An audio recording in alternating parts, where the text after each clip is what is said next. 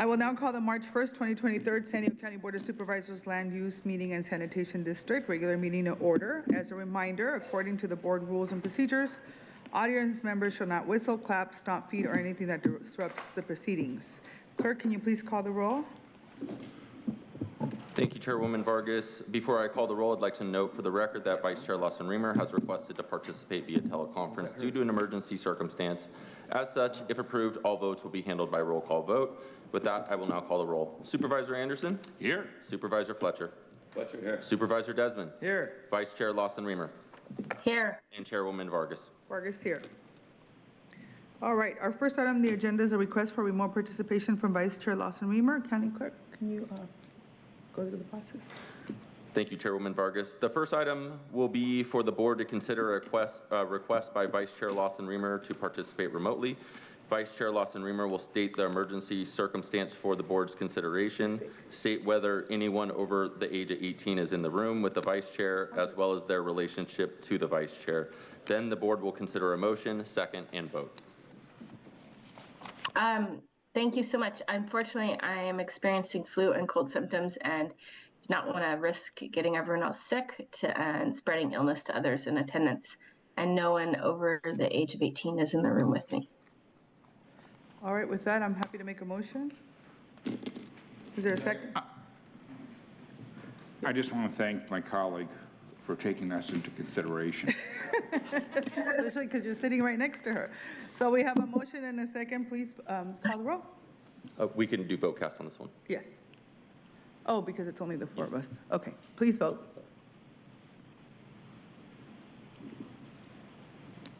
And Chairwoman Vargas, that motion passes unanimously with all supervisors being present and voting aye. All right, thank you. I will now ask County Council to report any reportable action items taken in the closed session from yesterday's meeting. County Council? No reportable actions. Thank you. We will now proceed with non-agenda public communications. This is an opportunity for the public to address the board on subject matters within the board's jurisdiction, but not items on today's agenda. The only action that the board may take is a referral to the Chief Administrative Officer. And a reminder, according to the rule number 4A, members of the public that are non-English speaking and need interpretation assistance will get twice the allotted time for their comments, which is 4 minutes. To better facilitate the meeting, we will have 5 speakers in person, 5 speakers via phone, and the rest of non-agenda public communications will be heard at the close of today's meeting. Clerk, can you call the speakers from the public, please? Thank you, Chairwoman Vargas. We have 15 total requests to speak on matters not listed on the agenda, 3 in person and 12 by phone. For those that have requested to speak via phone, if you could please dial into the conference line now using the instructions that were provided to you. We will begin with the in-person speakers. As your name is called, if you could please come forward and stand against the east wall under the murals until it is your turn to speak. You will then have 2 minutes to address the board, and I'd like to invite forward the following individuals: Mark, Bryant Rumba, and Audra.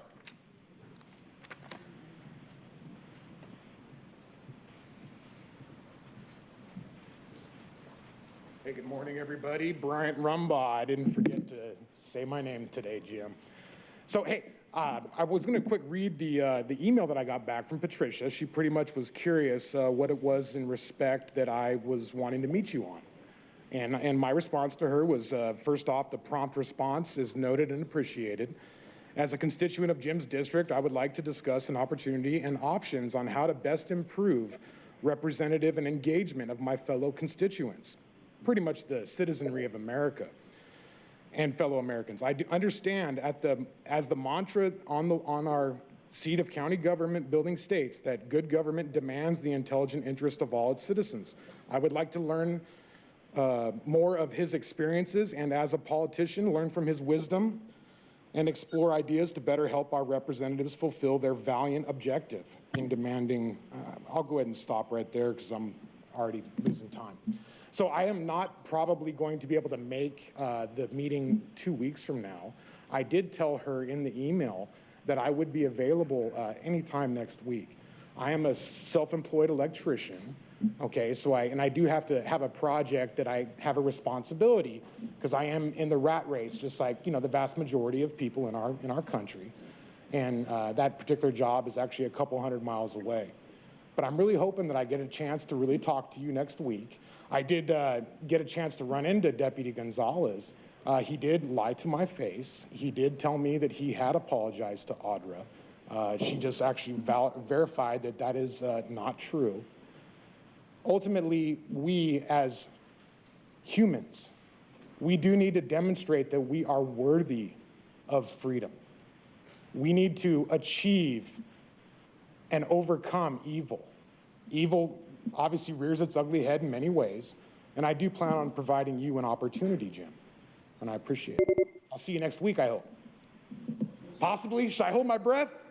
They don't let me touch my schedule, but go. But Man, it must be nice. I'm happy to meet anytime. We'll get it set up. Thank you. Mark, someone I was speaking with yesterday was talking about Sandag and that they thought they did some good things. So I wanted people here and on the internet to understand. Sandag is an unelected board. They are elected to their positions, for instance, a mayor from one city or a council person from another, to have a minor amount of control. They are not elected to give $100 million or more grants to Southern California cities. And by the way, there's something like Sandag all over the nation. They're not elected to give $100 million grants for cities to contractually do UN agendas, like the Climate Action Plan. Today, number 7 will be vehicle miles traveled. This is all part of that. How important is this, and why am I up here saying it? You people need to listen close, because they already agreed before you even knew that you were going to drive 20% less by 2025. Actually, it's 26% is their goal now, and 80% less by 2050 without ever asking you. That's why your insurance is going up. That's why your registration is going up. They are monetarily forcing you out of your vehicle. Of course, the poor will be affected most. Now, 25%, 26%, that's pretty much all the driving you do when you're not at work for having fun. But that's okay. They have their little trolleys. Have you ever taken the trolley? I took it one time, and there was a mental guy who was like vicious. And my girlfriend and I just couldn't get off the trolley quick enough. Fortunately, we were going about one exit. Oh, they don't give us enough time. These videos, you need to see them. And Thank you. Next speaker.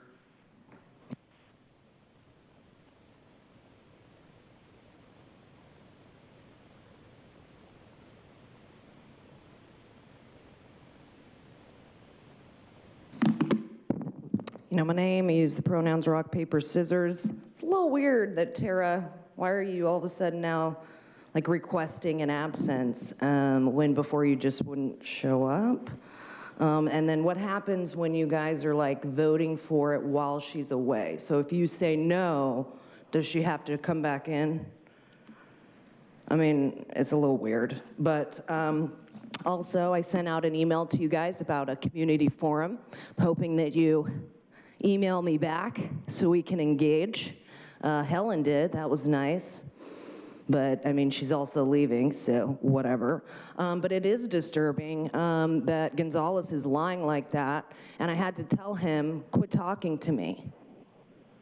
I mean, he beat the shit out of me, and then he's like, hey, Audra, you don't want me to say hi anymore? No, I don't. You should be in jail.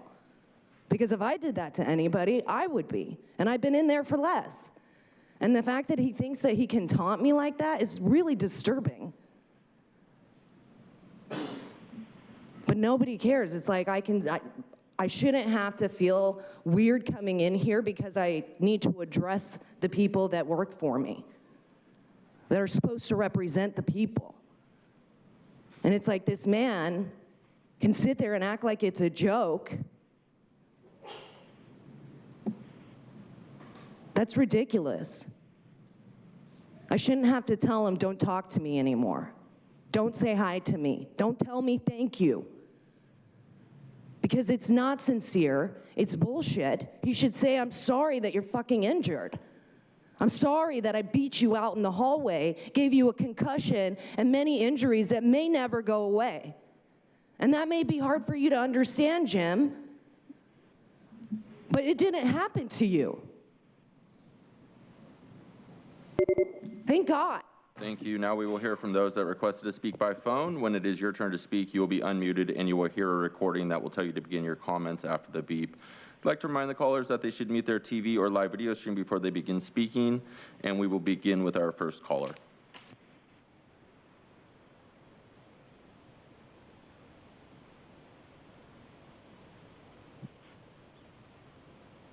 My freaking turn to speak. Okay. Fine. Hello? Please begin your comments. Consuelo. People have come to love their oppression. They adore technologies that undo their capacities to think. Some words regarding authority. For the statist slaves, there is no authority on earth that can rightfully govern your life. Born to this world, you and you alone control your eyes, your ears, your tongue, your hands, your mind. All authority, which claims to be able to dispose of you and your abilities, is deceit. You were born to this world so that you might have the free agency of life. Life is liberty. With liberty and trust in this world, you can learn and do anything. Anyone who tells you that you must yield your mind, your body, or your possessions to authority is evil, wrong, bad, wicked. Understand that choices made of your own free will are not evil. There is nothing wrong with sacrifice if it is made willingly, but sacrifice without choice is not sacrifice. It is slavery. Authority always places demands on people by force. Authority never asks permission. Therefore, not only is it your duty to rebel against the autocracy, it is our obligation to do so for the future generations, for the children. To the tyrants, their puppets, the ones pulling the strings, I say to you, your time is limited. The people are fed the fuck up and starting to see. The veil is in fact lifting. They are becoming aware of the deceit. Once the masses have caught on to what government and its politicians have been doing, watch out, it's game over. Government, govern, to steer, control, meant, mind. Government, mind, control. Thank you. Your time is up. We'll go to the next caller.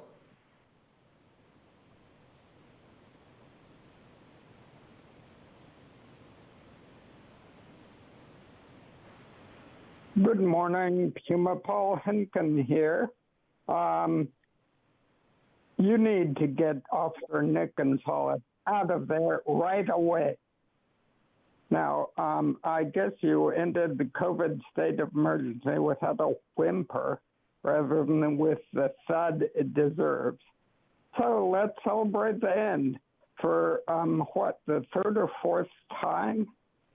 But here's my main idea.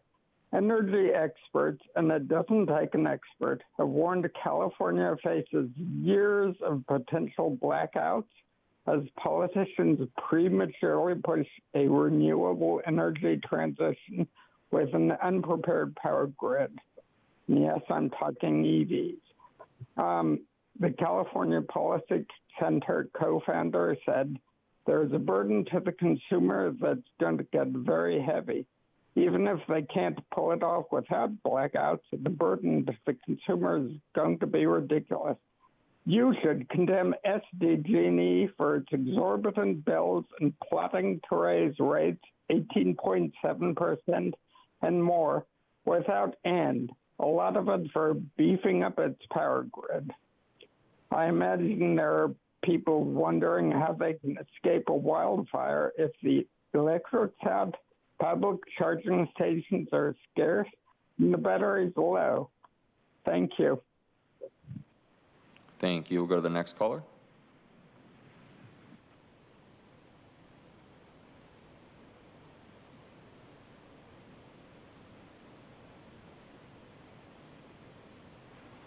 Good morning. Oliver Twist here.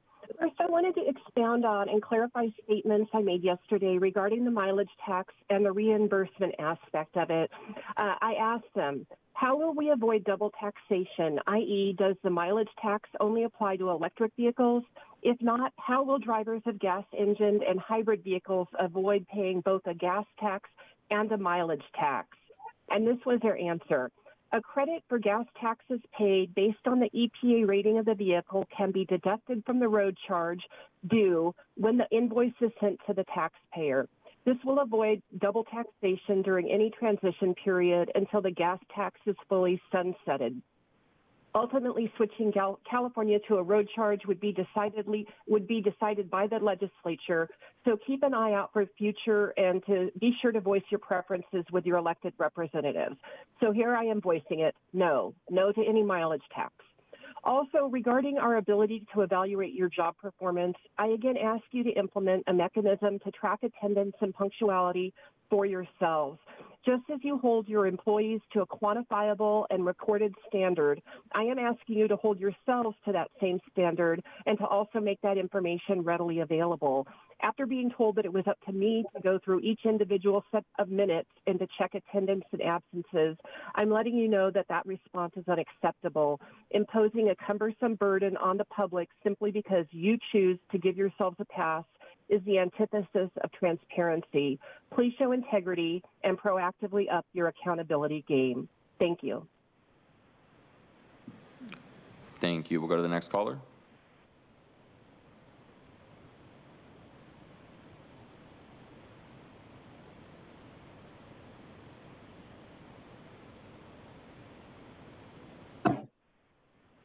Barbara Gordon. I wanted to share with you today what I am hearing from parents in the community. Marijuana products should be required to carry a warning and consumer protection label like tobacco and alcohol.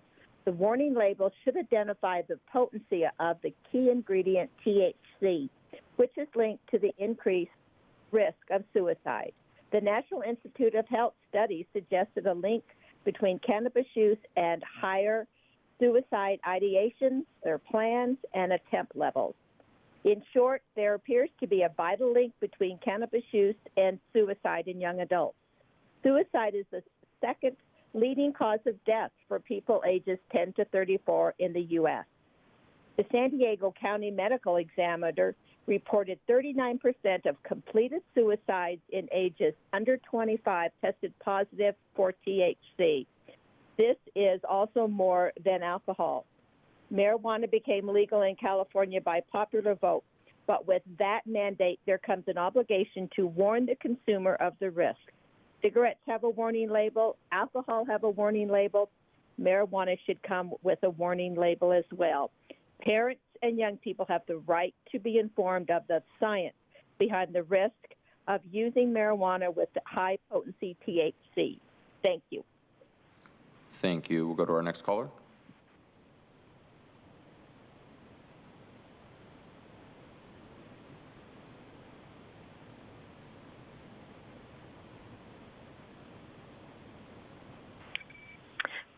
Good morning, Board of Supervisors.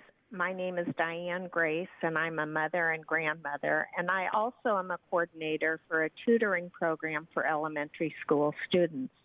I care deeply about the present and future good health of our children. Today, March 1st, Americans for Non-Smokers' Rights, the oldest advocacy group on behalf of those who care about clean air, are celebrating their 47th anniversary and announcing their Day of Breathing. And we are wearing blue to remind us of the value of clean air. As their press release says, quote, as we mark 47 years of this struggle, we acknowledge that the fight for smoke-free air is multi-generational, and until everyone in our country works and lives in smoke-free air, we are not done, end of quote. It goes on to report, quote, secondhand marijuana smoke contains hazardous fine particles and hundreds of chemicals similar to secondhand tobacco smoke. For workers and the public, it becomes another source of indoor air pollution. Nobody should have to breathe drifting secondhand smoke of any kind in the job, in an apartment building, or in other shared spaces, end of quote. It only takes one pot or cigarette smoker to affect the lungs and hearts of everyone in the room. I respectfully suggest that the Board of Supervisors be on the side of history and recognize that increasing marijuana smoking and vaping is as dangerous an activity as smoking or vaping tobacco and should not be abled by encouraging more marijuana storefronts in unincorporated communities. Thank you. Thank you. And for the remaining callers that requested to speak on a matter not listed on the agenda, if you could please please hang up and call back at the conclusion of the session. And Chairwoman Vargas, that concludes the request for non-agenda public communication this morning. Thank you. We are now going to proceed with the formation of our consent calendar. I'm sorry. I got ahead of myself. All right, the next item on the agenda is the approval of the minutes, statement of proceedings for the regular meeting and sanitation district meeting of February 8th, 2023. Is there a motion to approve the So minutes? moved. Okay, we have a motion. Do we have a second? Second. We have a motion and a second. And then call the vote. Thank you, Chairwoman Vargas. Supervisor Anderson. Aye. Supervisor Fletcher. That's right. Supervisor Desmond. Aye. Vice Chair Lawson-Remer. Aye. And Chairwoman Vargas. Vargas, aye. That motion passes unanimously with all supervisors being present, voting aye. All right. Now we're going to go ahead and move forward with proceeding with the formation of our consent calendar. I'm going to go ahead and pull item number 5, and so the remaining items are item number 1 through 4 and sanitation districts item 1 and 2. Members of the public will be able to comment on the consent calendar after supervisors, the rest of the supervisors pull any of the items that they would like for discussion. As a note, for the purpose of this meeting, we'll be taking some of the items out of order. So any of my colleagues would like to pull anything from discussion from the consent calendar? I wouldn't like to pull anything, but I wanted to make sure that the public knew that I'm recusing myself from item 5 on that vote. And so I won't be here for the public comment in LAFCO. I have this coming before me, and I want to make sure that there's no problem with me voting at a later date. Okay. Supervisor Fletcher? No items to pull. Make the motion. Thank you. Supervisor Desmond? No items to pull, but I too am going to be recusing myself from an item 5 to preserve my ability to participate at LAFCO as a decision maker and have the benefit of all interested parties before making a public decision on this item. I don't want to make a public decision on this item before it has come to the LAFCO Commission for the annexation request. So I'll be recusing myself on item 5. Thank you, and I'll second the motion for approval for items 1 through 4. Fantastic. Vice Chair Lawson-Remer? No items to pull, no comments. All right, so we have a consent calendar. All items number 1 through 4, and the SA 1 and 2. Please vote. Oh, call the vote. Thank you, Chairwoman Vargas. We have 5 total requests to speak on items on the consent calendar, 2 individuals in person, and 3 requesting to speak by phone. As a reminder, item number 5 was pulled from the consent calendar for discussion. Any members of the public that have requested to speak on that item, if you could please hold your comments until the board discusses that item. We will receive public comment on item 5 separately. Any member of the public that has requested to speak on the remaining items on the consent calendar, if you could please dial into the conference line now using the instructions that were provided to you, but we will begin with the in-person speakers. As your name is called, if you could please come forward and stand against the east wall under the murals until it is your turn to speak. And I'd like to invite forward the following individuals: Wayne and Audra. You'll have 2 minutes to address the board, and if you could please begin by stating your name for the record.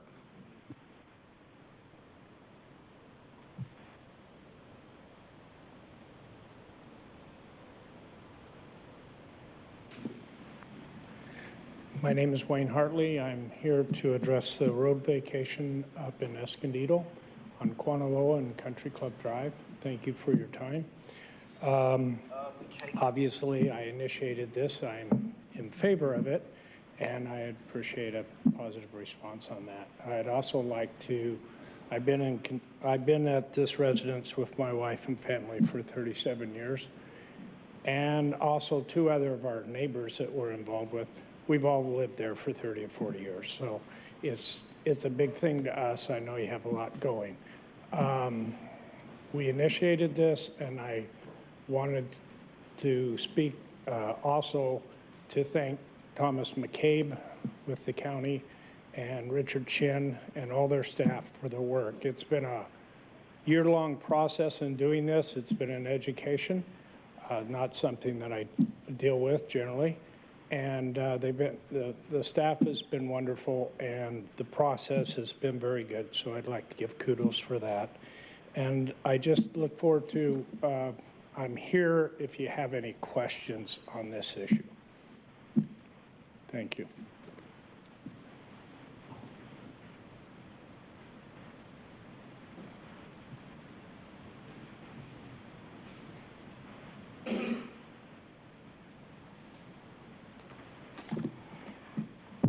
You know my name.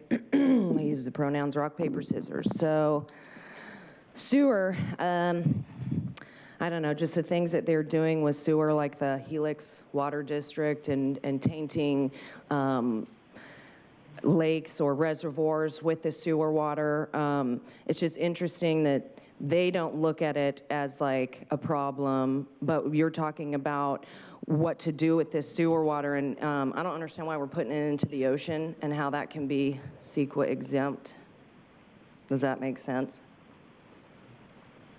Just to put it in the ocean, like that can be used. This water's supposed to be used for other things when it's treated, like the land and different things. So I just want to say that we should tread lightly when, you know, doing things with the sewer because it leads to giving people sewer water. And these properties that there's these easements with, it just seems weird that it's like, a lot of them will be like 44 years or 42 years or so many years that you guys have had control over this part of their land. And they have to come to you to tell you that, you know, like, can we have it back? Basically, you're not using it for what you designed it for. It's not going to be used for that. So how much more are you doing of that to take people's property, hold it hostage for however long, claiming that you're going to do a project when it's not going to happen? So I just think maybe you need to revisit all of the easements that you guys have and start thinking about, well, if we're not using it, maybe we should incentivize or like be the ones to instigate giving it back instead of having the people have to come to you and come to the board and say, you're not using this for what you intended it for. We want it back. I just think it's a way for you guys, you love to, you know, take people's property, but yeah, I don't know, it's ridiculous. Thank you. Now we will hear from those that have requested to speak by phone. When it is your turn to speak, you'll be unmuted and you will hear a recording that will tell you to begin your comments after the beep. Again, I'd like to remind the callers they should mute their TV or live video stream before they begin speaking, and we will begin with our first caller.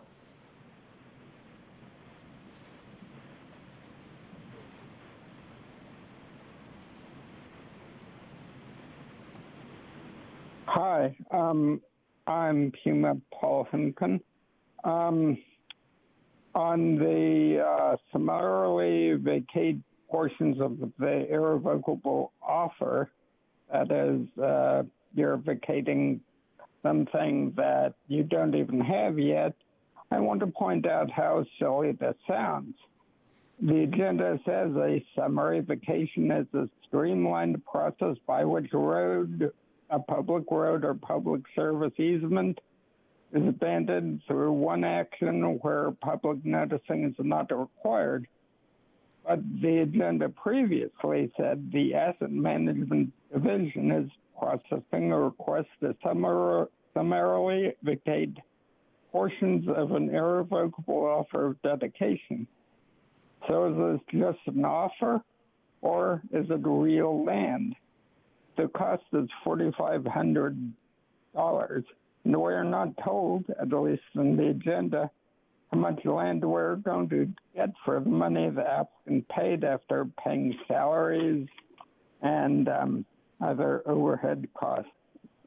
But it doesn't look like much from the documents on file, which do not seem to say in a clear manner how much land either. Please, you know, the first thing a police department wants to do is de-escalate a situation.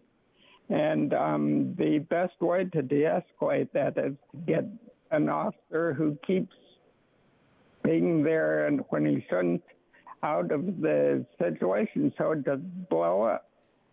I mean, it's a no-brainer, really.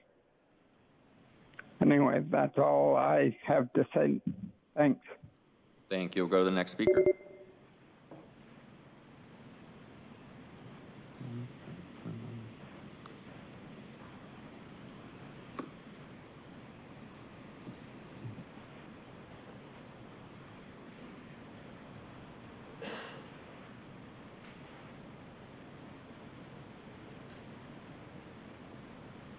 This is Truth, and I offer umbrellas for people with their own personal storm clouds above their heads. Item 1, for the public's knowledge. An irrevocable offer of dedication is when someone gives a portion of their property to government for the public's use, usually in return for project approval. So the applicant wants to vacate portions of Citricado Parkway Road and an unnamed Future Road. Can we just call it Future Road? It's a cool name. What road are you on? I'm on the road to the future, man. The applicant paid $4,500 in process fees. Item 2, Axe Real Estate and Good Vibes Luxury Rentals wants to vacate a portion of South Mountain Meadow Road in order to better use their Orchard and Valley Center. They paid $3,500 in process fees. Item 3, the applicant wants to vacate 2 highway embankment slopes at Otay Mesa Road and Alta Road in order to build a 1 million square foot Amazon Discovery warehouse. They paid $4,000 in process fees. Item 4, Park Circle Owners DP Association is vacating rights to drainage facilities at Mirar de Valle Road and Valley Center. They paid $4,500 in process fees. And sanitation item 1, the Pine Valley Wastewater Treatment Plant treats raw wastewater in a 1.6 million gallon aerobic lagoon. The treated wastewater flows into earthen ponds, which percolates into the ground. Wait a minute, that is perfectly sustainable drinking water. You can't waste it, Nathan. Your friends of the World Economic Fascist Forum would not approve. I mean, come on, that lagoon even has free sludge. You can get a free mud pie with your sustainable raw wastewater. Raw's where the real health's at. Now, I know it sounds like I got a little off the deep end of the lagoon, but I'm working with what you supervisors given me. At least I don't play a Little Mermaid clip, although this annoying clip does fit you guys. A new fantastic point of view. No one to tell us where to go. No new world for you. Absolutely not.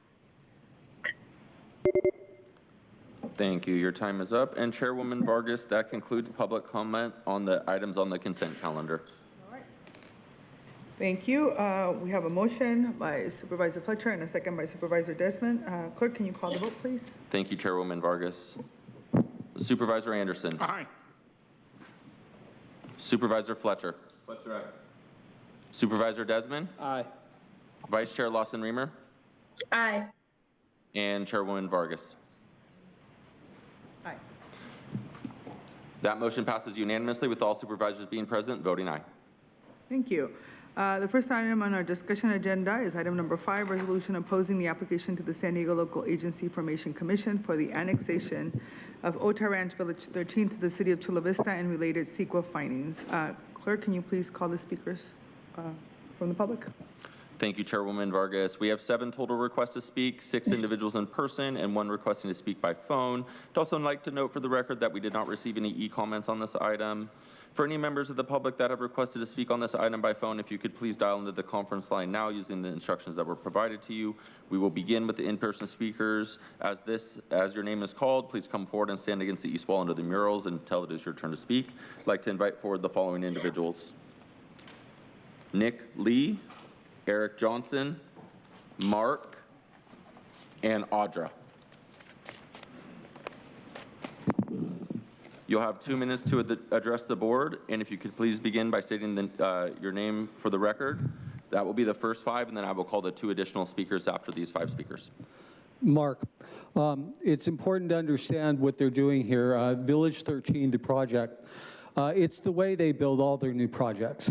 They're doing Agenda 21 goals that they've contractually agreed to, getting approximately a $100 million grant.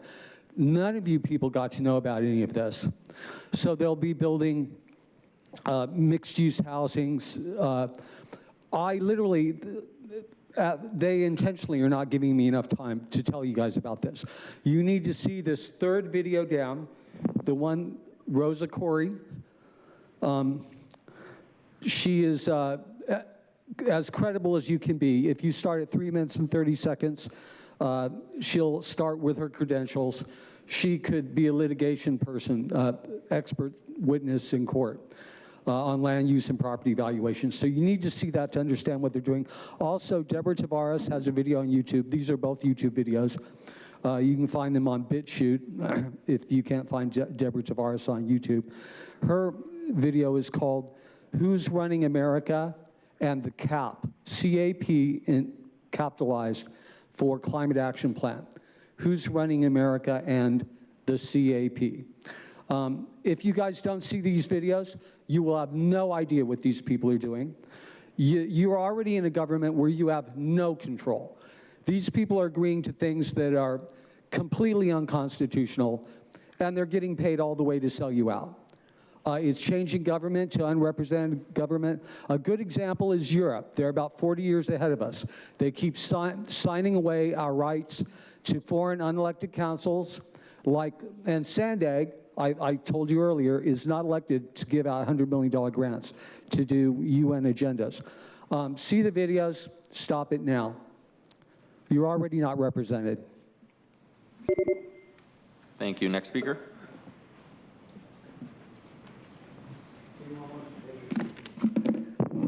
Nick Lee with Baldwin & Sons. We're one of the owners of the Village 13 project. Honorable Chair and Supervisors, I come here tonight to clarify one issue in the agenda packet and then to request a continuance on this item. The clarification has to do with the statement, if annexation is approved, the stations will not be built and the level of service will be impacted. There is no proposal to remove a fire station or a sheriff's substation in either the city or the county's jurisdiction. We want the continuance because, as with most land use issues, there's a process to it, a long process, and we're only at the beginning here. We would like the ability to have conversations between the city and the county to understand exactly what an annexation would look like. Issues such as the fire service, the law enforcement service, the tax split and public safety, as well as maintenance of the public roads, all would have to be agreed to by the two parties or come to some agreement to actually take forward to LAFCO. And to date, those conversations haven't happened. So Chula Vista did pass a resolution supporting it. That resolution is part of the kickoff process for LAFCO. They do not have to have any resolution at this point from the county. So what we'd like to do is request the continuance so that we can have those conversations, and then you will know exactly what you're voting on and what the terms of the annexation would be. So thank you for your time, and thank you for the help.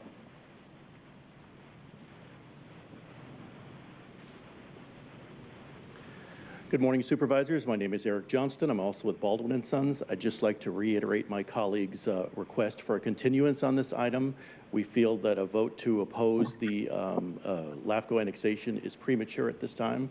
We have not had a chance to fully discuss this with county staff, with your land use people, and we think that a continuance is in order. Thank you. Thank you. And as the next speaker is coming to the podium, I'd like to invite the remaining in-person speakers, Omar Ali and Patrick Walker.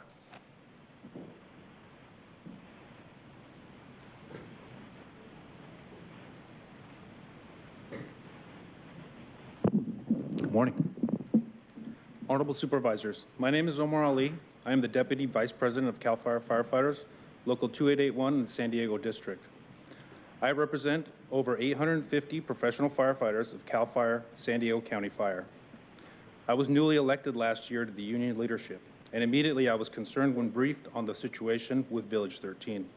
This is an area that has always been with County Fire, a County Fire area, and we have looked forward to our members serving this community and continued improvements to regional fire protection.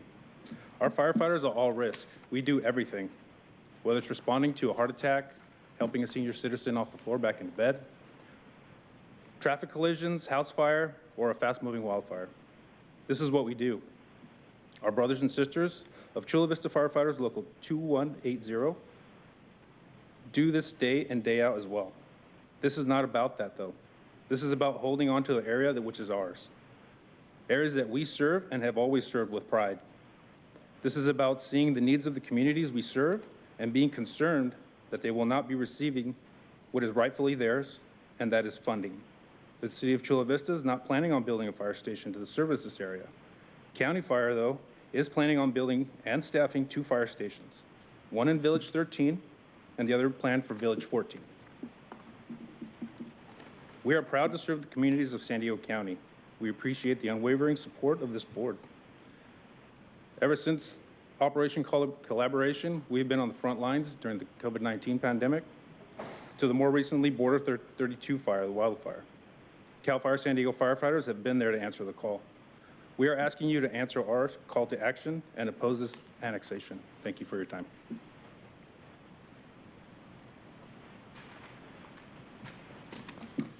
Good morning, everybody. As you can see, we have a large group of firefighters here. We're proud to be firefighters for the County of San Diego. Honorable Supervisors, my name is Patrick Walker. I'm the 10th District Vice President. I oversee the union operations of our firefighters here in San Diego. And I also work here in South County on the border. Our union is led out of Sacramento by Tim Edwards. I have the privilege of leading our union here in San Diego. We're the largest local in the International Association of Firefighters, the largest in CPF. I not only handle San Diego County, but I sit on our executive board, deal with all those issues, but most importantly, I represent 850 CAL FIRE San Diego County firefighters that staff the 50 fire stations and facilities throughout San Diego County. We are your firefighters. We're the firefighters of the San Diego County Fire Protection District. This board has been 100% appreciative and supportive of its firefighters. We appreciate that. You've secured the staffing, the facilities, and equipment for us to get the job done. Our personnel operate paramedic fire engines, ladder trucks, squads, medic ambulance, rescues, wildland fire engines. As a matter of fact, we, in conjunction with the Sheriff's Department, operate 3 fire rescue helicopters, the busiest fire rescue helicopters in the state of California that are staffed by CAL FIRE personnel. Just one of our fire rescue helicopters here is busier than all CAL FIREs combined. Why is this important? Because there's a ground component that goes out there to these fires and these rescues in Otay. Village 13's right there. But that's not the big deal. I'm fortunate to live in the city of Chula Vista. It's a great city. I love living there. You know, this isn't about where I live or the city services. This is about the area. That is ours. It's County Fire's area. Like I said, I work along the border. I see the benefit that's needed every day down there. We have that open area down there that's currently served by County Fire, the addition of a fire station there, and the tax basis for the surrounding communities is greatly needed. This move to annex Village 13 is wrong. We don't support it. This area is covered by San Diego County Fire. Development would mean the addition of 8 firefighters, and there'd be a new county fire station. I'll be clear, the Chula Vista Firefighters is a professional organization. It's not about us versus them. You've been there for us. You've done everything we've asked. We've done everything you've asked for us. I'm just asking all of you to help us with this and oppose this annexation. We are not against the development. We are against the annexation into the city of Chula Vista. Thank you.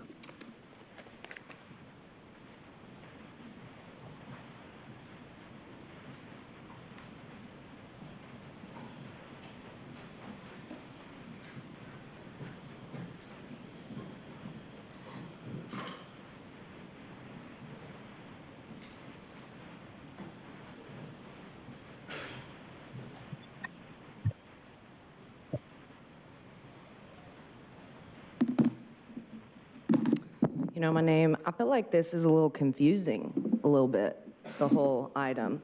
But having them speak helps kind of give me a better understanding. But I feel like it's like a struggle between districts or the county and the city, and I guess for me, like just the fact that the requirements for the project are that it has to include all of those things. It's quite a lot of requirements, and it's like, as Mark was saying, this is all about the climate action plan stuff, and when you start putting all these regulations for people to have to require like a hotel, a sheriff's substation, fire station, just all the open space and parks and this and that,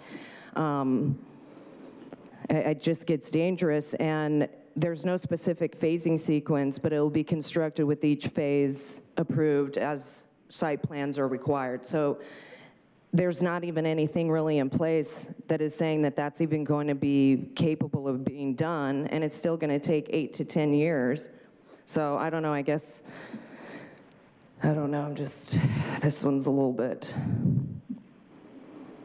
confusing, I guess. But I'm glad that Jim and Joel have decided not to vote. Is that why they're gone? Because they can't listen to it? Okay, because otherwise, all right. And then I wonder, like, because you're on Sandag, how could you vote yesterday on that item? Can you answer me?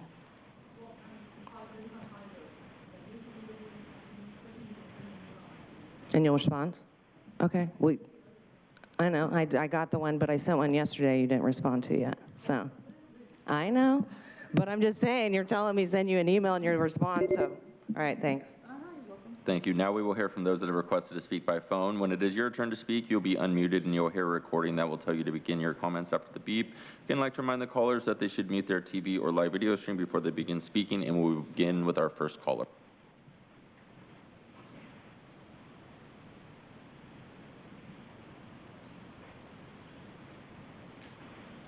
This is Truth, and I'm a nobody in name only, who's actually become somebody who nobody knows. The Otay Ranch Village 13 project is located east of State Route 125, a toll road, which sucks for people near there. The property owners Lakeview 1 and Lakeview 2 LLC, Baldwin & Sons, and Mahler Otay Lakes Investments submitted an application to the local agency Formation Commission for consideration of their Otay Ranch Village 13 project to be annexed into the city of Chula Vista. The Chula Vista City Council actually voted unanimously 5-0 in support of the annexation. This project includes almost 2,000 new homes, a homeowners park facility, community trails and pathways, a resort hotel, a new fire station, and a sheriff's substation. However, the Chula Vista Firefighters Union, Cal Fire Union, and Deputy Sheriff's Association are all in opposition. The item says if annexation is approved, the stations won't be built. Other than the lack of sheriffs and firefighters, because so many of them quit due to you supervisors forcing them to get the deadly toxic COVID shot, why wouldn't the stations be built if they're needed for people's safety? I have a feeling that these supervisors are against this annexation because they want that $2.2 million in property taxes of over $18 million in property taxes for the county general fund. They wouldn't get it if they don't oppose. And the unions, I like how you guys say, oh, we do everything you want, you guys do everything we want. Well, isn't that wonderful?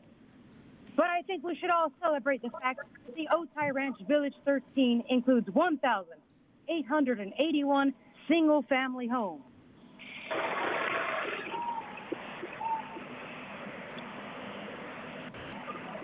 That's really the most important thing, because they keep trying to get rid of single-family homes, and we got to celebrate where we can.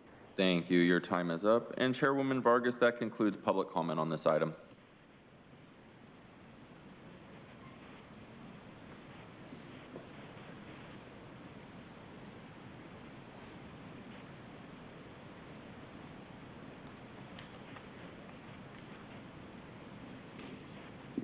All right, with that, this is, an item there I have a lot of questions on, but first, why don't I go ahead and turn it over to Chief Meacham to share some of your insight based on some of the comments that were made today.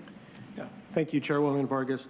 I want to start with that the Otay Ranch Village 13, since the Otay Ranch specific plan was first developed in the early 1990s, has always intended to be in the county. And certainly during my 9 years, 10 years as your fire chief, we have been working towards that end.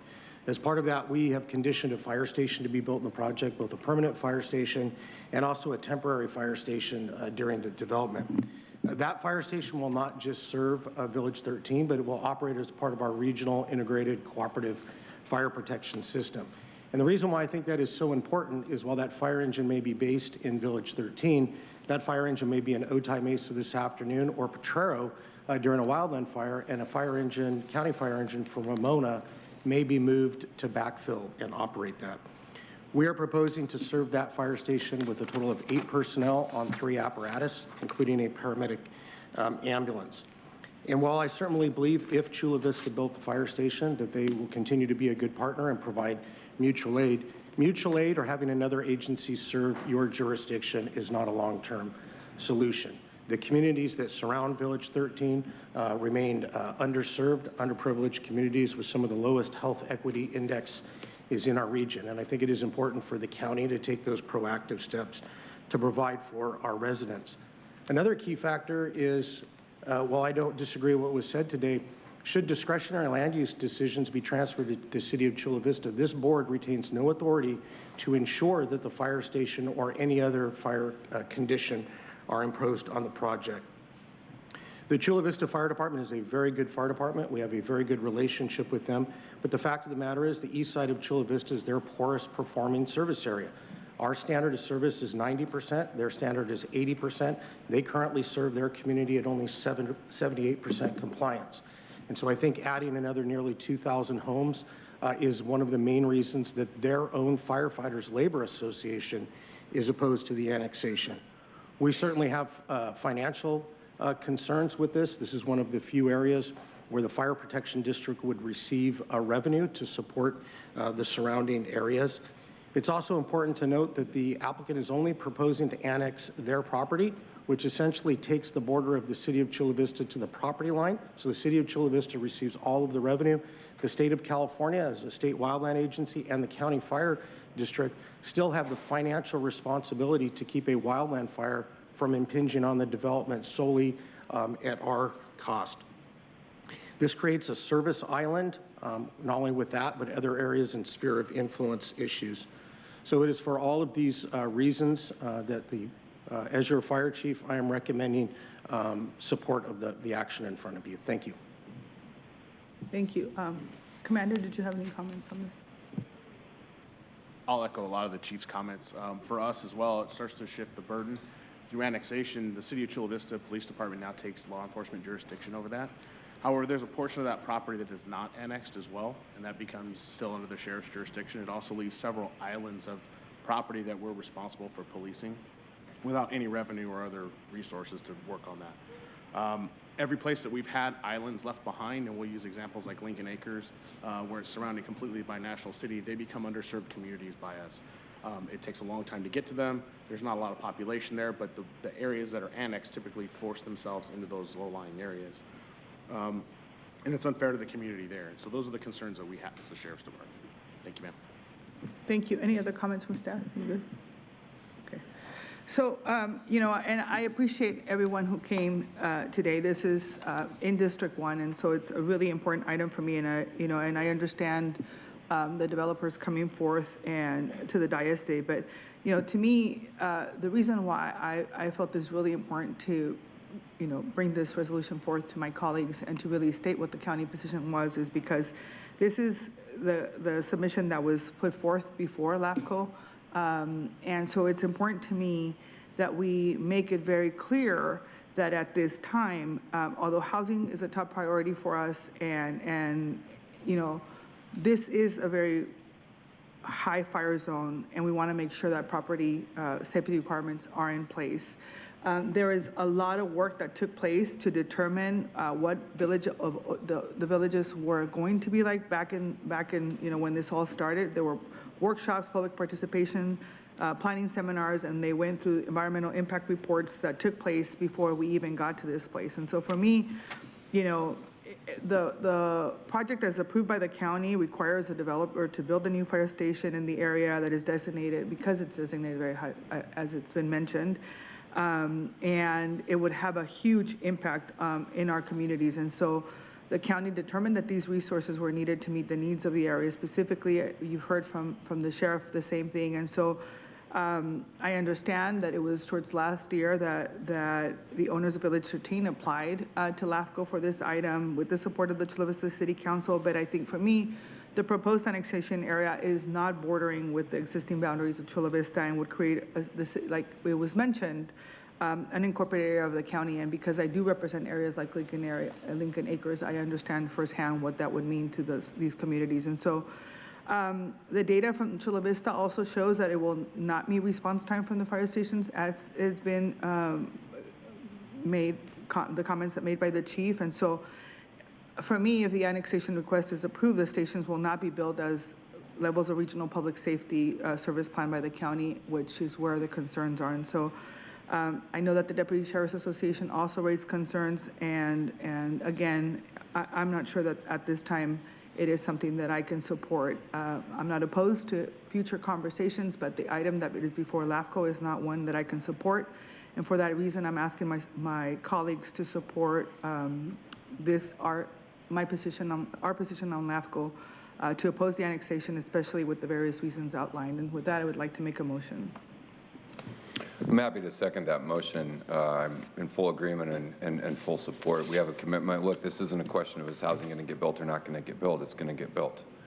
It's a question of which jurisdiction it's going to reside in. And secondary, it's a commitment around what is the public safety for those areas going to be. And in our jurisdiction, we know what it will be, and we have a high degree of confidence that that will actually happen and get done and the public will be protected.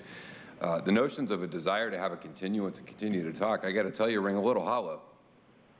Because y'all started this process a year ago without coming to talk to us. So you initiated an effort to say, we're going to take your land use authority away from you via the LAFCO process. So if you wanted to have a conversation about this, you would have done that before you started that process. It's a little late now to say, well, we need a continuance so we can talk. Now, that's your right, and that's your decision to go forward and do that. But no one came and asked us, hey, we're contemplating this, we're considering this, let's have a discussion. You just went ahead and did it, and that's okay. You get Chula Vista City Council and LAFCO as a process, you can go that. But I'm just not very sympathetic to now you're going to show up now and say, well, after we've already initiated this process to move to another jurisdiction and do our own thing, well, now we'd like to talk. So I absolutely agree, and I hope that our LAFCO representatives, if this is successful, will appreciate. They are appointed by the Board of Supervisors. They can also be changed by the Board of Supervisors, and I think this needs to stay in our county jurisdiction. We need to get the housing built. We need to make sure our CAL FIRE, County Fire team, and our deputy sheriffs are keeping these areas safe, and I wholeheartedly support this. Thank you. I don't think we have any other comments. Can you please call the roll? Thank you, Chairwoman Vargas. Supervisor Fletcher. Fletcher, aye. Vice Chair Lawson-Remer. Aye. And Chairwoman Vargas. Vargas, aye.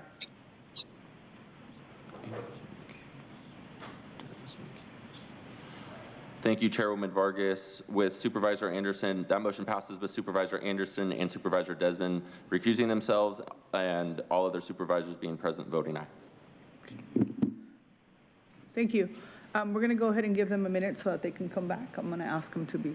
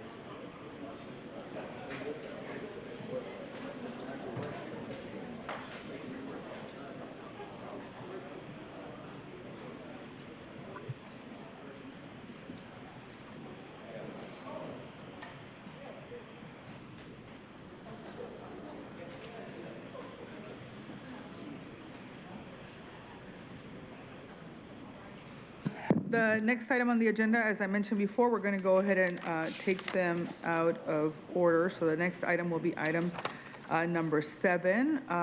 If we can go ahead and call the public members for comment. Thank you, Chairwoman Vargas. We have 13 total requests to speak, 4 individuals in person, and 9 requesting to speak by phone.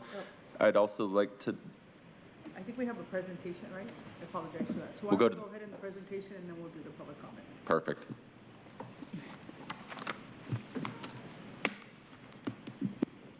Okay.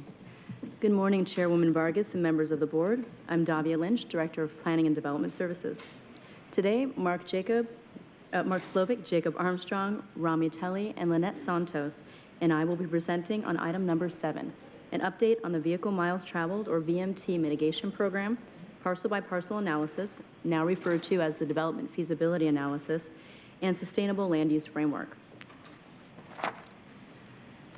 This board has been loud and clear about the need to build housing to address our urgent housing crisis and to take bold action to combat the climate crisis by making sure the future of the unincorporated area and the region is sustainable and decarbonized. Staff have heard that message and are here today to share our next steps to make sure that that housing is a reality in the right places and in a sustainable way. The issue of VMT has been a catalyst for this discussion. It created a major obstacle to the large, rural, greenfield subdivisions that defined new housing in the unincorporated area for decades. And it led us to pursue a new paradigm of infill housing in what this board has identified as VMT efficient and infill areas. But that paradigm still centers around housing in the right places and for all people, regardless of income.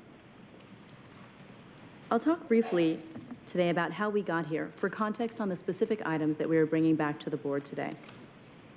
In response to the state law behind VMT regulations, the board took action to ensure that we were compliant as a critical step to allow development to continue. That law was Senate Bill 743, or SB 743, passed in 2013. SB 743 changed how jurisdictions, including the county, analyze transportation impacts from privately and publicly initiated projects under the California Environmental Quality Act, or CEQA. Each jurisdiction was required to make that change by July 1st, 2020.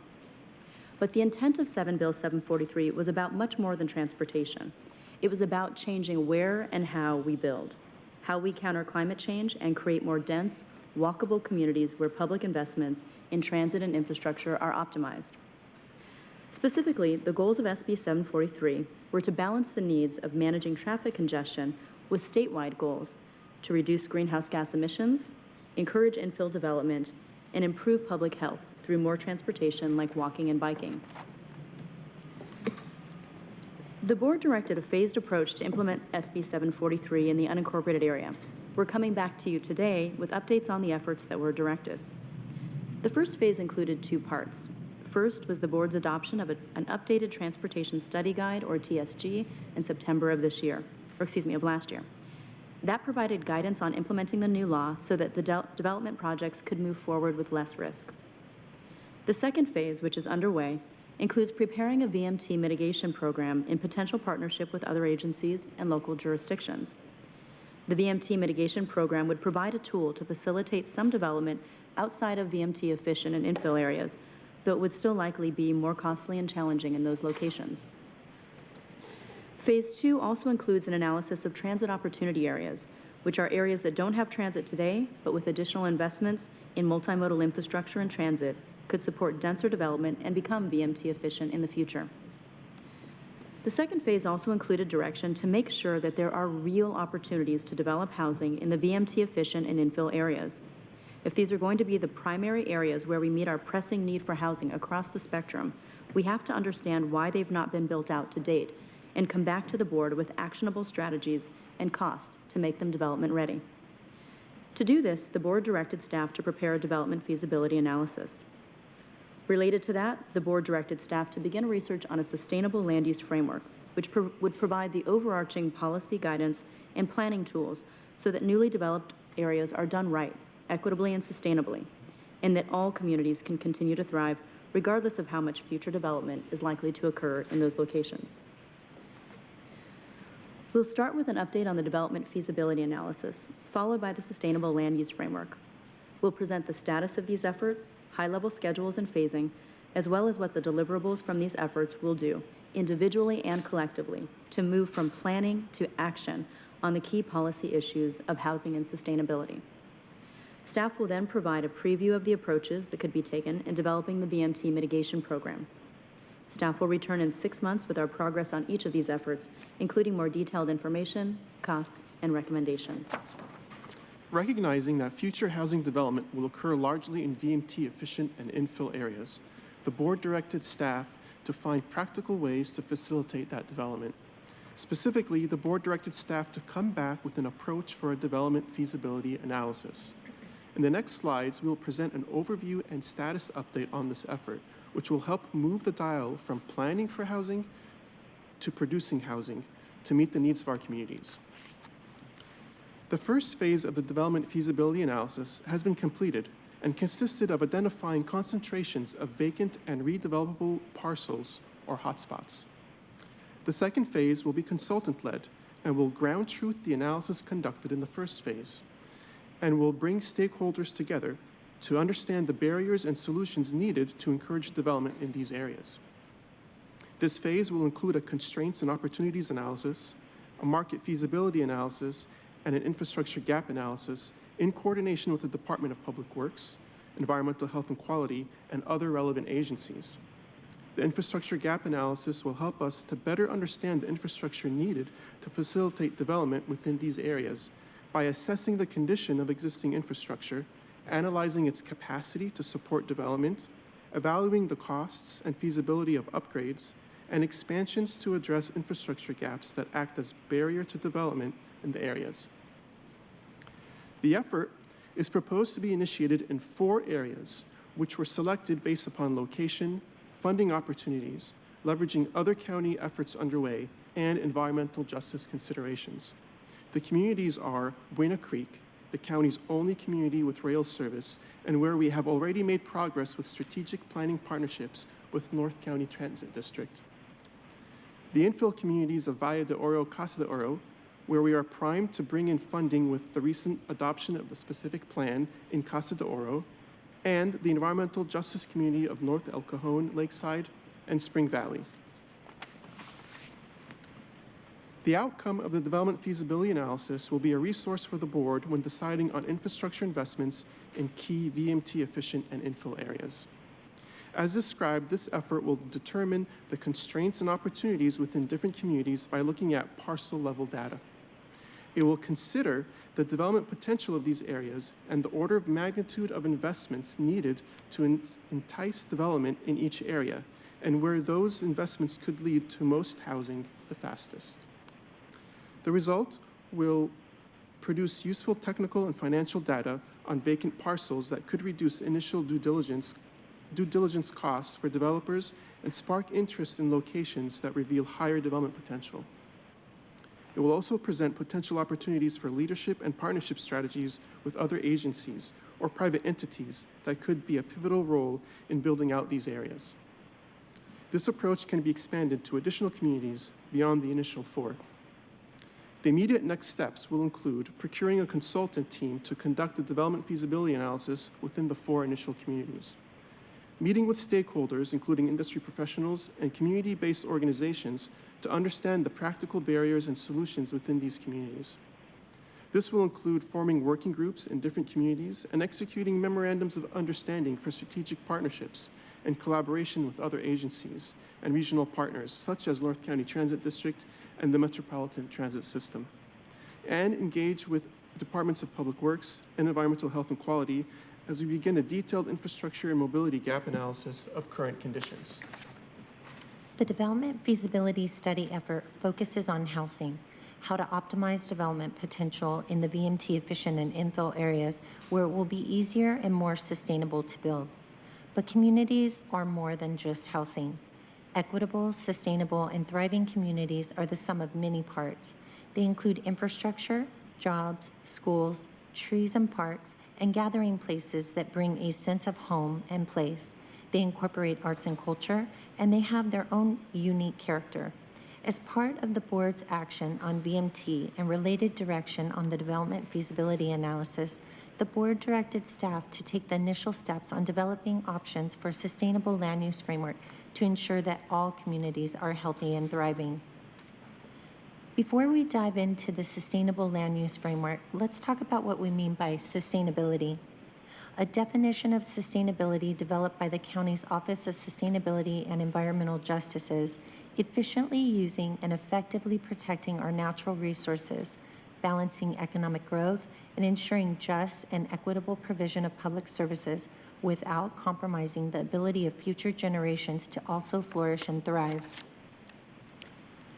So what is a sustainable land use framework? Well, it's a policy framework to inform how the county's communities can grow and evolve in a healthy, resilient, and equitable way, in alignment with the county's strategic initiatives and other regional policy efforts, such as SANDAG's Housing Acceleration Program Strategy, or HAP, 5 Ps. Those are promoting equity and sustainability, preserving vulnerable housing, protecting tenants, preventing displacement, and producing housing for all. Having clear policy guidance about the board's and the community's priorities is particularly important as the context changes, as new state laws come into play, and as we work to rapidly address the housing and environmental crises. So what will the framework do? The Sustainable Land Use Framework will give staff and the community clear guidance about the board's policies, priorities, and strategic initiatives, allowing the county to more effectively navigate how to balance housing production and sustainability, conservation and resiliency, all while advancing equity in an accelerated way. It will bring together state legislation that expands areas for multifamily housing and local policy directives, such as the county's direction on VMT in the Transportation Study Guide and commitment to environmental justice. And it will have real-world effect on what the unincorporated area will look like in 5, 10, and 20 years, and how sustainable we are as a region by identifying a succinct set of values that underpin future planning for the unincorporated area. It will inform how we can build housing in the right places, achieve zero carbon future, support housing for all, advance regional sustainability, equity, resiliency, and access, and break barriers together. In addition to supporting a mix of land uses, a range of housing options, and higher densities in VMT efficient and infill areas, the framework will help to ensure that all unincorporated communities, both inside and outside VMT efficient and infill areas, continue to thrive regardless of how much housing development they will see in the future. The county general plan recognizes that community plans play a critical role in addressing the needs of specific communities within the unincorporated area. They also provide an opportunity to increase local community participation in the planning and decision-making process. Community plans will continue to be used as a tool to set place-based goals, policies, plans, programs, and priorities that are focused on the unique qualities and needs of individual communities. The framework will assist these efforts by providing guidance related to land use, economic development, environmental protection, community revitalization, infrastructure, and service provisions, and will complement the county's existing community planning efforts, the development feasibility analysis, and efforts like community needs assessments, or CNAs, and community visioning that would be undertaken. The first step of developing a framework for the unincorporated area was to develop an initial set of sustainability principles, and we will discuss those in just a bit. Next, we are going to be collecting data, developing maps, and gathering stakeholder input to understand constraints and opportunities related to land use, amenities, services, and economic development at the community level in order to identify the best and most cost-effective planning tools, program types, and policy approaches to deliver results in the shortest amount of time. This data and stakeholder input will also assist in refining the initial sustainability principles. Throughout the process, we will identify tailored strategies, funding and investment opportunities, and right-sized planning mechanisms such as potential specific plans or a general plan update that the board may consider. As mentioned, as a first step, we have reviewed existing land use plans, conducted best practice research, and engaged with a variety of stakeholders to develop an initial set of sustainability principles. Today, we want to share this initial set of sustainability principles that have been developed based on the previous feedback received and confirm these principles before we proceed. First, decarbonize buildings, communities, and transportation through policies and land use. Increase opportunities for sustainable and resilient development and housing for all. Support green economies, innovative infrastructure, agriculture, and sustainable best practices. Conserve and protect existing natural habitats and resources while increasing access to open and green spaces. Prioritize social equity and environmental justice in sustainable land use policies, programs, and plans. The development of the framework will also be in alignment with regional priorities. In summary, whereas the development feasibility analysis is a tool to understand where and how we can incentivize sustainable development in key areas, the framework is intended to inform how the county's communities can grow and evolve in a healthy, resilient, and equitable way in alignment with the county's strategic initiatives and SANDAG's 5 Ps to accelerate affordable, fair, and sustainable housing production. The sustainable principles are intended to be flexible and responsive to each of our unincorporated communities and will inform the development of right-sized plans and programs for that community.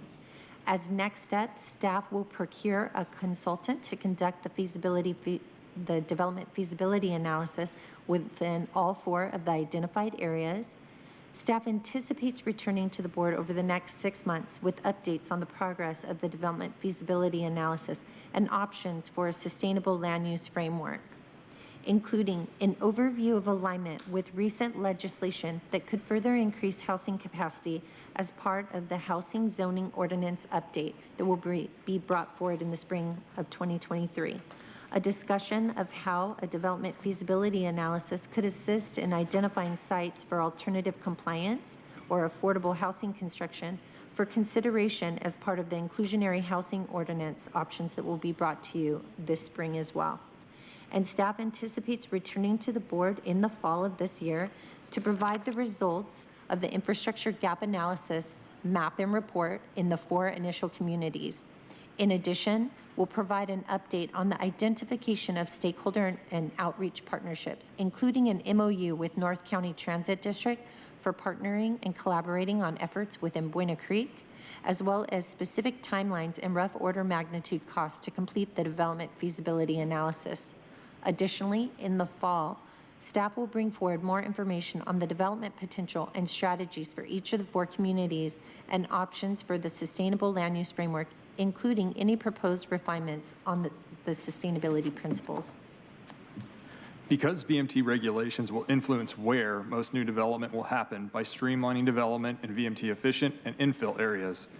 In coordination with the sustainable land use framework, we are also looking at how we can unlock some development potential outside of VMT exempt areas. The studies and mitigation needed for projects outside of VMT efficient and infill areas will make those projects generally more expensive and time consuming, which could potentially render large-scale development infeasible in those locations.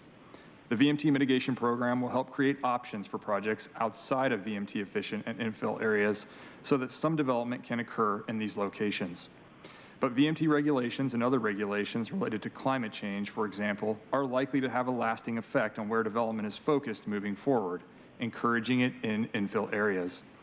In the next slides, we will present an overview of the VMT mitigation program options that staff are currently researching and provide an update on staff's coordination and outreach to other jurisdictions. To mitigate VMT, a project must reduce the number of vehicle trips generated by the project by reducing the distance people drive.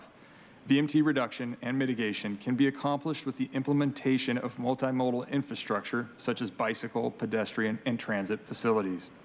However, multimodal infrastructure is most effective when implemented as a system with limited gaps and within areas with higher housing densities and populations.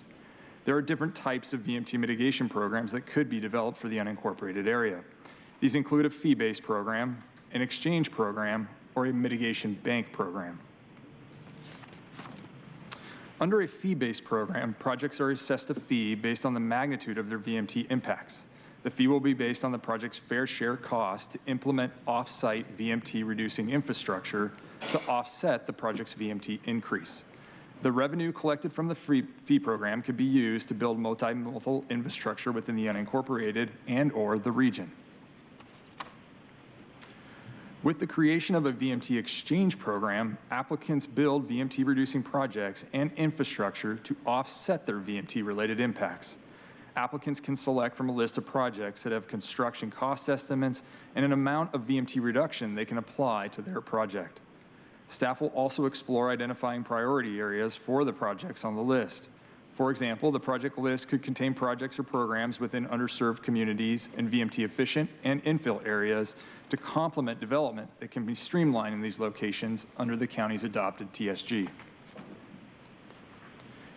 In a VMT mitigation bank program, applicants can buy credits from the county and/or other jurisdictions or agencies within the region that are a result of previously constructed VMT reducing infrastructure like bike lanes, sidewalks, or transit.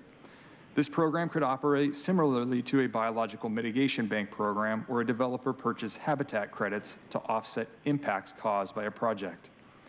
The county could use this type of bank as a mechanism to build VMT infrastructure in VMT efficient and/or infill areas and recoup costs over time. VMT mitigation programs are not just limited to a single type. A hybrid programming uses components from the 3 types of programs could also be developed. Staff plan to continue to evaluate all 3 program types, providing project applicants with the most flexibility and mitigation options to help achieve advanced infrastructure improvements that reduce VMT.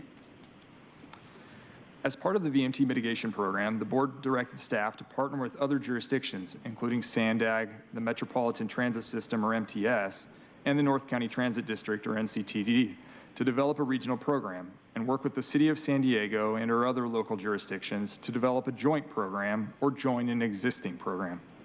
Since receiving that direction, staff has met with the various agencies and held a regional workshop to discuss partnership opportunities. In discussions with SANDAG, they shared that although there is interest in discussing a potential partnership, due to the ongoing work related to the RTP update, they may not have the ability to work on a program at this time, but would likely be open to it in the future.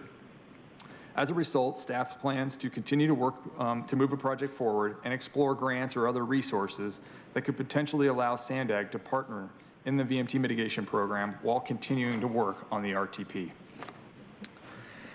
In the next slides, we will present an overview of additional VMT items, including additional VMT analysis for wineries, creating transit opportunity areas, or TOAs, potential changes to other policies and program, and the environmental impact report, or EIR, for the VMT mitigation.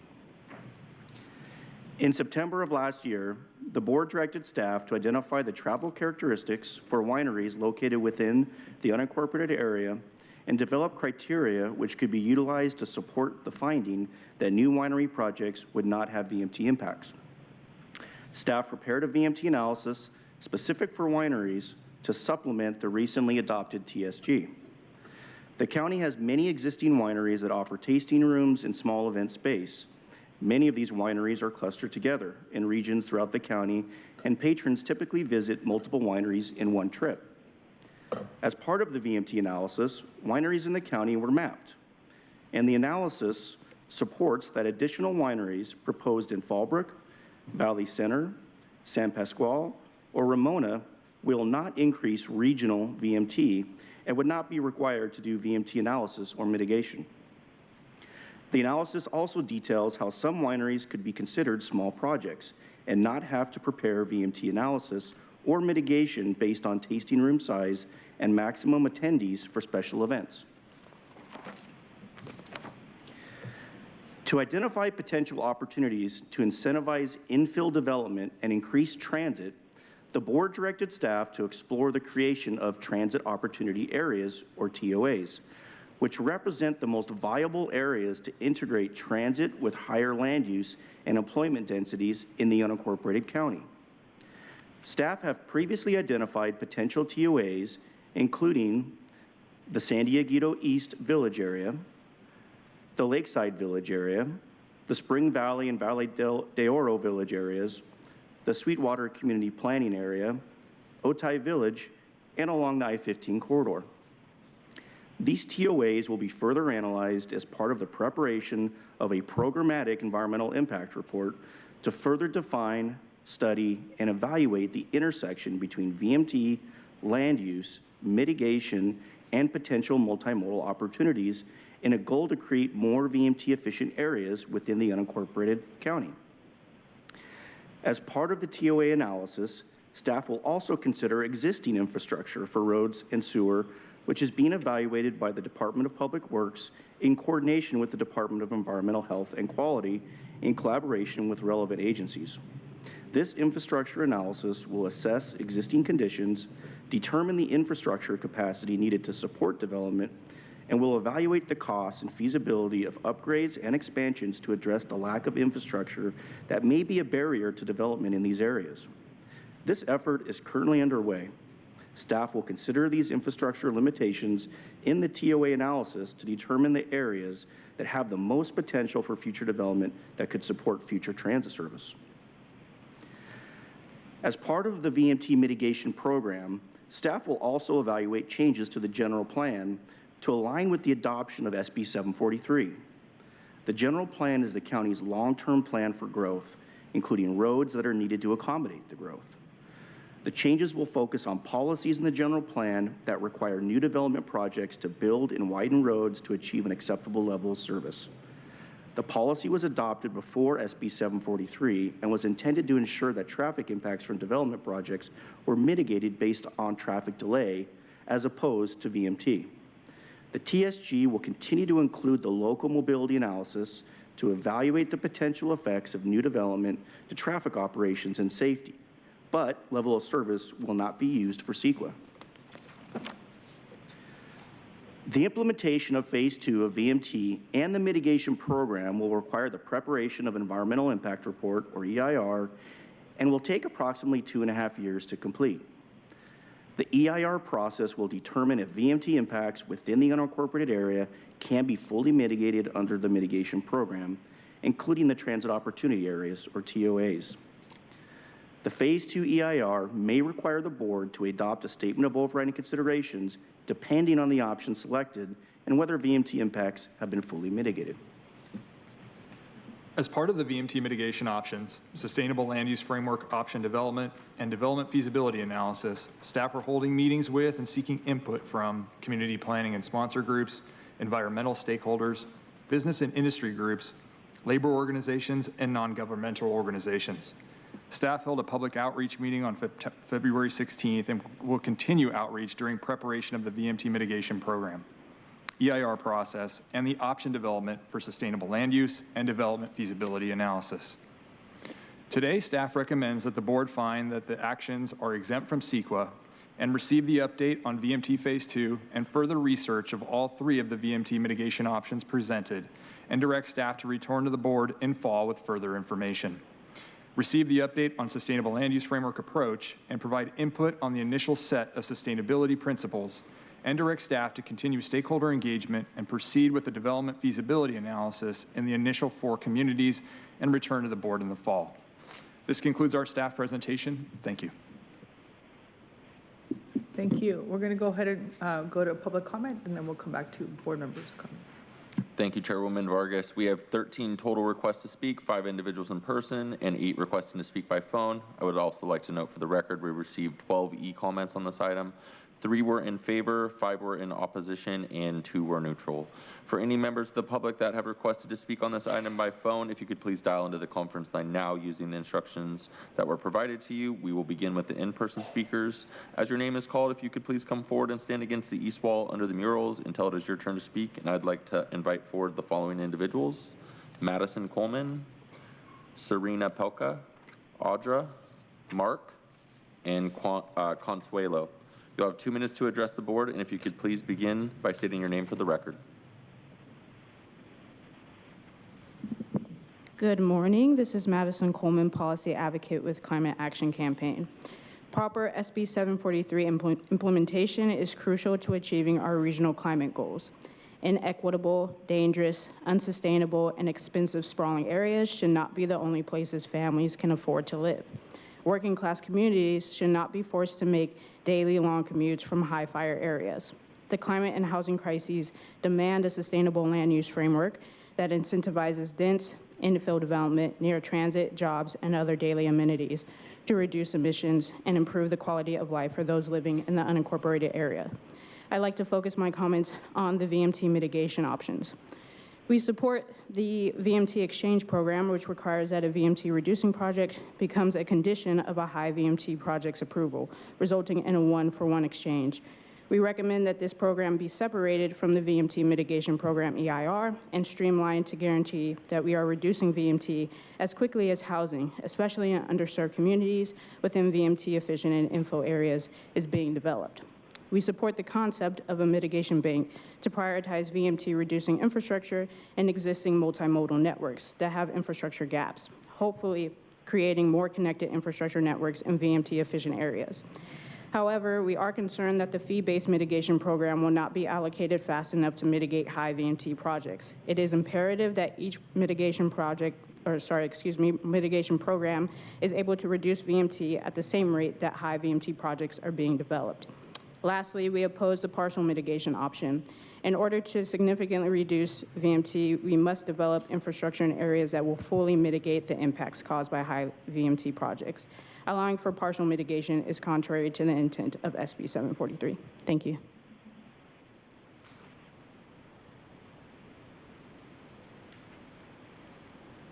Good morning. My name is Serena Pelka, Policy Advocate with Climate Action Campaign. We appreciate the board and staff moving forward with the development of the Sustainable Land Use Framework and are in support of the framework being used to guide future land use decisions in the county. The framework should also work in cohesion with the Regional Decarbonization Framework and Climate Action Plan in order to have meaningful impact. The 5 sustainability principles identified are critical for our future. Social equity and environmental justice, as identified in Principle 5, should be prioritized in all county decisions, not just those related to land use. As we work towards a vision of a growing, clean energy economy in the region, emphasis must be paid to Principle 1, decarbonize buildings, communities, and transportation through policies and land use. We can't afford to wait to take action. Building electrification can happen now through the adoption of an all-electric ordinance for new construction, as 74 jurisdictions in California have already done. We should be next. The board letter states that these sustainability principles are meant to support resiliency, health, and well-being, and economic opportunity in the unincorporated area. The all-electric ordinance will do just that. The county can't keep putting things off for the future when there's action you can take now. Thank you.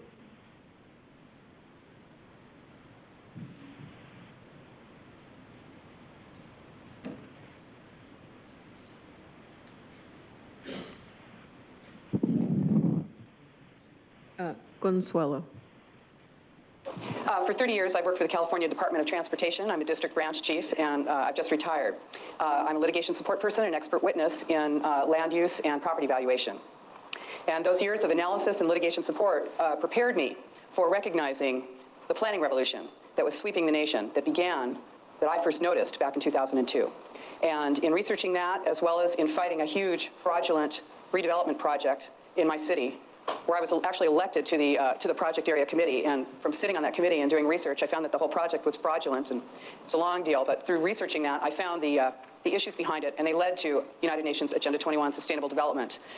Like one of your members said in his testimony in regards to House Bill 1634, I was a skeptic, and as well you should be.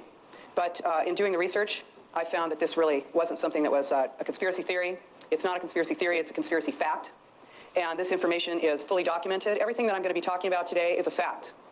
And if I'm speculating or I'm giving my opinion on something, I'll tell you. Otherwise, everything I'm talking about is fully documented. So I know that as Americans, you're going to find yourselves deeply at odds with and completely concerned by the agenda for the 21st century. And that is what it's called by the United Nations and the world. It's not Catch-22. It's not Area 51. It's Agenda 21 because it is the agenda for the 21st century. That is what it's called by the United Nations. It's a blueprint. It is the action plan to inventory and control all land, all water, all minerals, all plants, all animals, all construction, all information, all energy, all means of production, and all human beings in the world. It is a totally comprehensive plan. Yes, it's we'll just do what we can with the fabulous technology of our... This was from 10 years ago. It is a transition from representative government.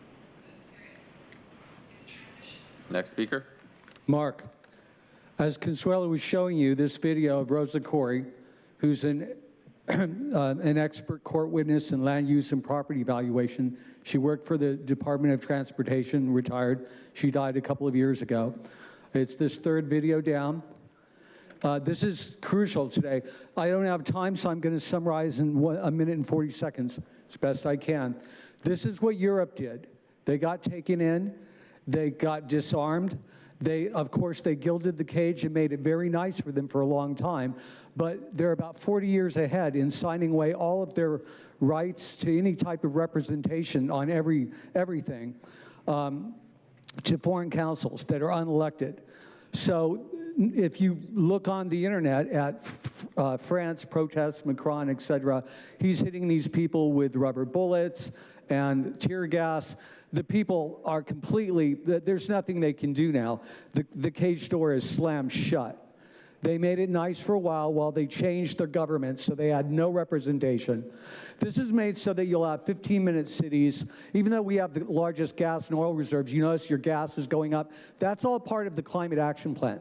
Besides Rosa Corey's video, you need to see Deborah Tavares, her video on YouTube. It is called Who is Running America and the CAP, CAP for Climate Action Plan, by Deborah Tavares. You need to see that too.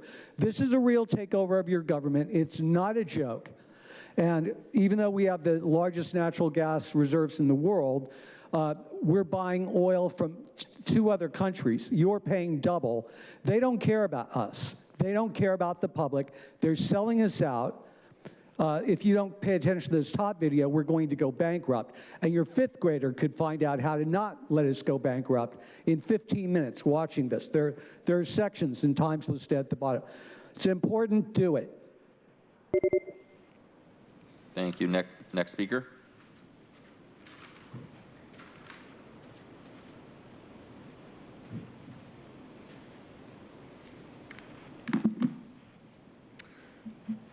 You know who I am. I would like to warm hand this off to you guys or into the trash because it's total BS and it is a conspiracy against the people, what's happening.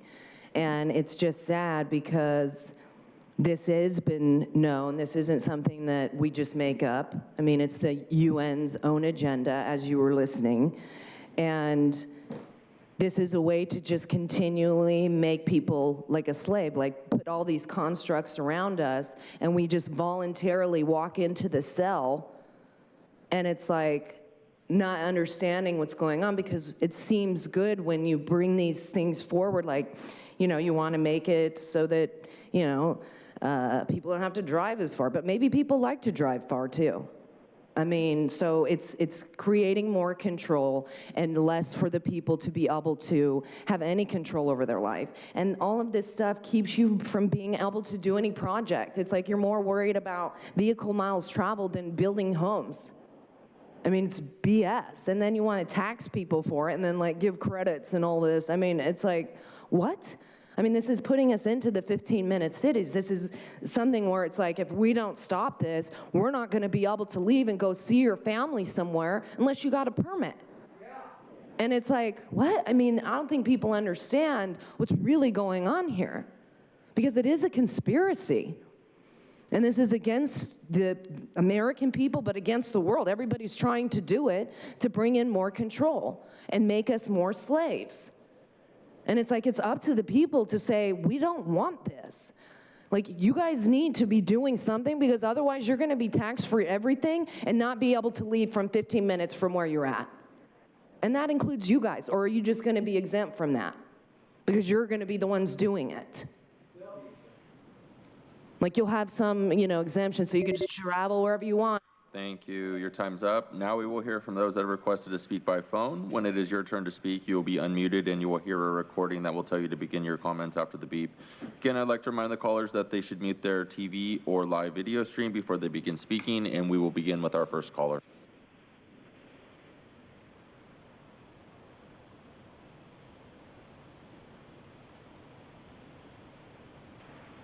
Paul Henkin, Jim Paul here. Vehicles miles traveled, the VMT, is an artificial construct, a more or less arbitrary number. Sandag is in charge of calculating it. I don't know why, since Sandag is using VMT to push for a VMT tax, although it keeps denying it. Sandag should not be working on this. It is a conflict of interest. Sandag needs to choose between calculating VMT and taxation based on it. And Sandag is a transportation planning agency, not a tax planner. Please look up the laws I referenced yesterday, item 19. If you are using VMT for any reason, you need to allow a greater threshold for VMT in most of the unincorporated area until transportation methods, bus, bike, car, walk are on an equal footing with the rest of the county. Bonita, Terrasanta, and many other places have no viable public transportation on the weekend. I would like to invite friends to come visit me, but if they use public transportation, no bike, no car, they won't make it. Many wish there would be an alternative to millions of dollars of vehicles purchased by frustrating drivers wasting time and fuel waiting for traffic to move. But Sandag evidently hasn't figured out why people still buy vehicles to get stuck in traffic jams and has not addressed a viable option. This plan to provide limited parking, by the way, for non-residents. But charging by the mileage, which Sandag proposed, is not a fair option. Many people need their vehicles for work, bicycles, and millions of dollars spent on bike lanes are also not a viable option. Thanks for listening. Thank you. We'll go to the next caller.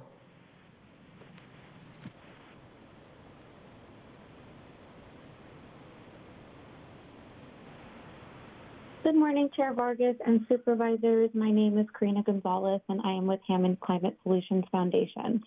We're excited about the direction that this board is taking and are very supportive overall of the Sustainable Land Use Framework. We do, however, have some concerns regarding the VMT mitigation program options. Our main concern is that this program would serve as a loophole for continued development while not making any meaningful progress and act similarly to carbon offsets, where offsets aren't meaningful or significant, aren't trackable, or projects would have occurred regardless of development. We would like to urge this board to consider some standards that are put in place to ensure that developers don't abuse this program and are paying their fair share based on impacts. We understand wanting to keep options open and exploring different ways this program could work, but have the most concern with the current option on the table to do a VMT-based fee program. We can see some pretty significant issues with how fees are calculated and if those fees would truly capture all of the climate impacts, which are often hard to quantify. We are also concerned that fees in this program will not be allocated at the same rate that projects are being developed. Given the potential significant issues with this option, we would like to ask this board to consider removing this as an option to explore altogether and move forward with exploring the VMT exchange program and mitigation bank options. Thank you. Thank you. We'll go to the next caller.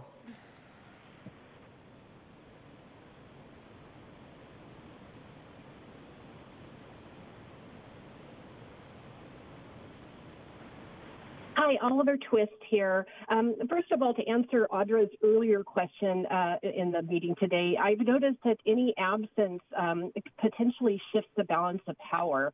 So the reason about Tara being here teleconferencing versus having missed a couple meetings like she did prior, they may need her vote for whatever they plan to do. Second of all, I find it very interesting that there's all this talk about environmental justice, and then you're focused on the North El Cajon and Lakeside area where we have a very bad problem of planes dropping from the sky on us. Perhaps we need a new Department of Aeronautical Justice. And while we're at it, how about some SVP justice as well? 3, for infill areas, I have a big problem with this because after having been through the Cedar fire, I see that you are essentially setting people up for failure. You want to increase density and not provide parking, and for people of limited means that likely may not have a car themselves. After the Cedar fire, my family, we were here a week and there was no power. Some of the gas stations were shut down. And so I do want to say, if you're going to serve people, you need to serve them wholly and not set them up for failure during a disaster. For the next thing is that I have a problem with 3.4 of your attachment A. The very thing says Fallbrook, Ramona, and Alpine Village areas are in the top tier of service population density. However, no future high-frequency regional transit service are planned to access these areas. Again, you're setting people up for failure. Lastly, I have a big problem with Sandag and their decarbonized community and the stick versus carrot approach. I say that you forgo VMT analysis completely and redo your legislative priorities to get Sacramento to change. Instead, lead with a carrot and start a Work Where You Live program that would give a $5,000 per person credit for providing proof. Thank you. Your time is up. We'll go to the next caller.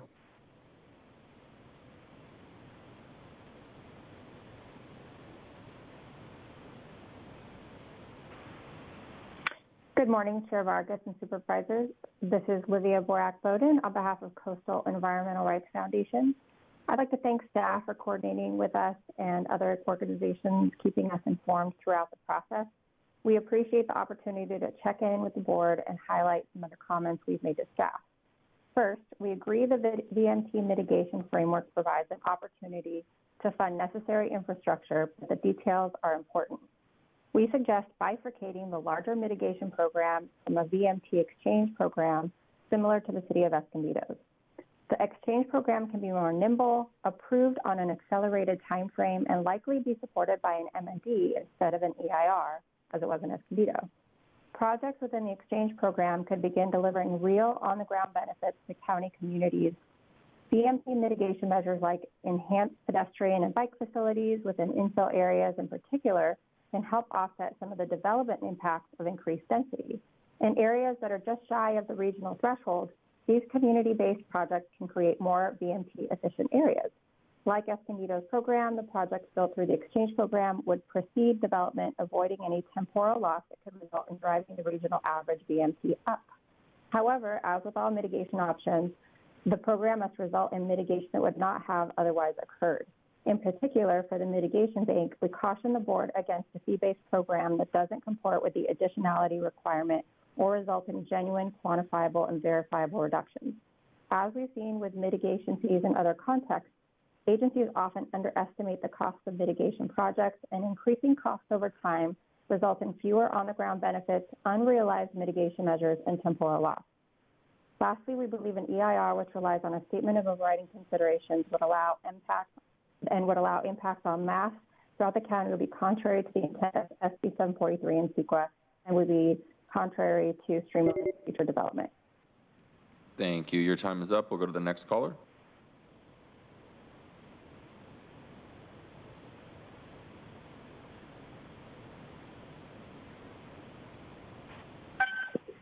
Catherine Rhodes. Hi, this is Catherine Rhodes. Can you hear me? Yes, please begin your comments. Thank you. Seaside emergency homeless shelters on the state public taglines on San Diego Bay and Mission Bay. There's no reason to study anything because homeless emergency shelters are exempt from CEQA and would reduce vehicle miles traveled. Please direct staff to confirm with the State Lands Commission, California Coastal Commission, that the county can site homeless emergency shelters or cars, overnight cars at Fiesta Island or South Shore parking or Sunrunner parking lots. Please take over our state taglines as mission-based to help the homeless, even without Mayor Todd Gloria's support or excuses to do nothing during these ongoing storms. How many homeless people have died in the last month due to lack of basic shelter? Look outside. People need help. You guys aren't doing anything. Taking care of homeless in the city of San Diego would stop the movement of homeless out of San Diego and into the unincorporated areas, and that's all due to their cruel homeless sweeps. The housing solution for seniors is to use public reservoirs because there are currently untapped flat land resources for floating affordable housing neighborhoods on City of San Diego reservoirs located in unincorporated San Diego County. Many vacation spots show beautiful one-bedroom cottages on the water in Bali, Fiji, Jamaica, Mexico. Please direct staff to analyze the use of floating tiny homes on flat reservoirs for senior housing. Some seniors get $1,000 a month in Social Security. Therefore, their sustainable rent would be $300 a month. The land is free, and if you give them a tiny home, that would be free for them. That would allow them to live sustainably. Tiny homes on the water or near the water would provide shade and would reduce the several feet of evaporation of the expensive surface water in our public reservoirs that are brought from the Colorado River. Thank you. Your time is up. We'll go to the next caller.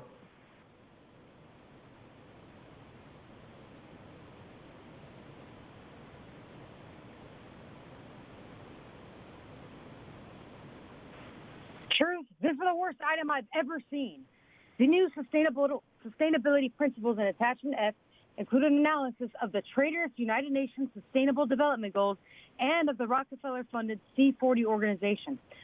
Senate Bill 743 created vehicle miles traveled tyranny in order to intentionally stem the flow of the type of housing people actually want.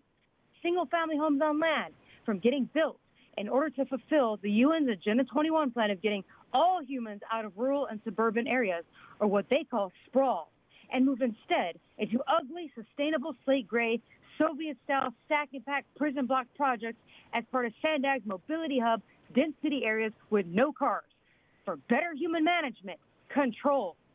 And VMT plays its role by 1, tracking and limiting people's mobility, and 2, with C, disincentives for developers controlling what housing gets built and where. Just like Davia Lynch admitted, it's about more than transportation. And we have frivolous lawsuits from serial filers loyal to the Green New Deal agenda, like the Sierra Club, the Cleveland National Forest Foundation, and the Coastal Environmental Rights Foundation, which these supervisors have financially supported. Then there's, quote, the Sustainable Land Use Framework to guide use of natural resources and ensure equitable provision of public services, end quote. The Socialist Communitarian Agenda, using natural resources as their excuse to control all resources and ration public services. The VMT Mitigation Program, a useless environmental impact report, and the Sustainable Land Use Framework will waste about $5 million. As a free people, should have a right to representation. And we're talking about major changes in their lifestyle. No taxation without representation, you traitors. Absolutely no to this item. All you want to do is control us, and nobody's fooled by what you're doing. You don't care about the environment. You care about controlling us. So,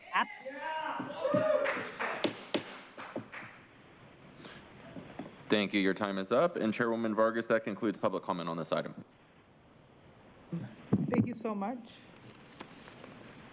And so with that, first, let me just say thank you to the team for such a thorough presentation and for coming back with this update. I really appreciate that it's really centered around housing for all and sustainability and equity and the input from the community. And specifically, you know, at Senate, we've been talking about discussing rapid transit deserts and really looking at identifying unmet transportation needs for the county as a whole. So I think with this board letter, I think that staff really is looking at doing an infrastructure analysis gap, which I think is really important as we're moving forward. And so I support the recommendations for this board letter, and I'd like to move that we continue to explore BPM mitigation program options of all 3 proposals, because I really do believe that it'll make a big difference. And I want to say loud and clear that I heard from some of the environmental groups that reached out and how they have asked staff to provide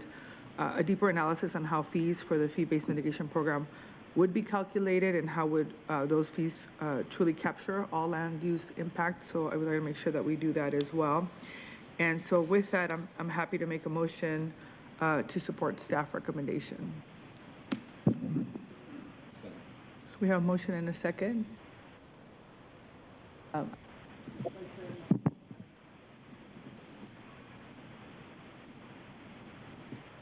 Chairwoman Vargas, do we have a motion and a second? Or I'd love to support it, but with a very minor friendly amendment, sure, if no one else is called on to speak with yet. Go ahead. Yeah, great. Well, my very minor amendment would just be to ensure that that as we move forward, that the County VMT Mitigation Program aligns with the International Carbon Offset and Reduction Alliance's Code of Best Practices. That's my small amendment. I think very big picture, I really appreciate all of the work that the team has done on this. I think it's just, we're really very much, I think, moving in the right direction. I'm very interested as we look at the SLUF and the Sustainable Land Use Framework. just doing everything we can to focus on how we can incentivize and streamline housing in our infill areas. I think the feasibility analysis was pretty exciting because it's very nuts and bolts and pragmatic. And I second your point about identifying specific infrastructure gaps. And as we move forward on that, I do think it would be helpful to look at zoning incentive programs within the infill areas to accelerate building sustainable, attainable, affordable homes. So there's sort of some work I hope we could look at around incentives.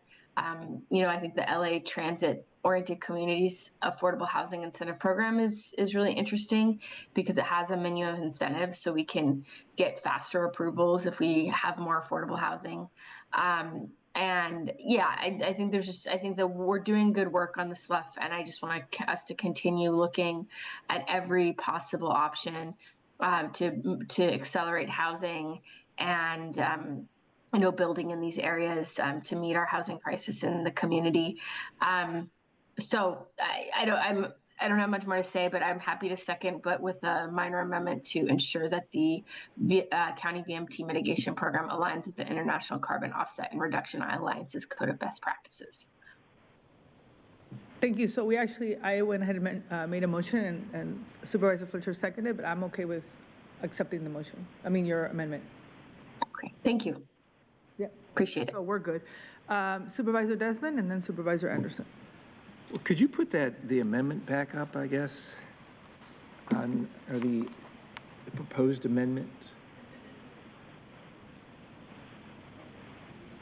I was ready to support this, but I have not seen or looked at or know anything about the Carbon Offset and Reduction Alliance's Code of Best Practices. It sounds okay, but when they're in the practices where it says they're the bolded items, real, that's fine, measurable, that's good, permanent, I don't think anything's permanent on the planet. So, except for maybe even the planet itself isn't permanent. So permanent to me, I have an issue with.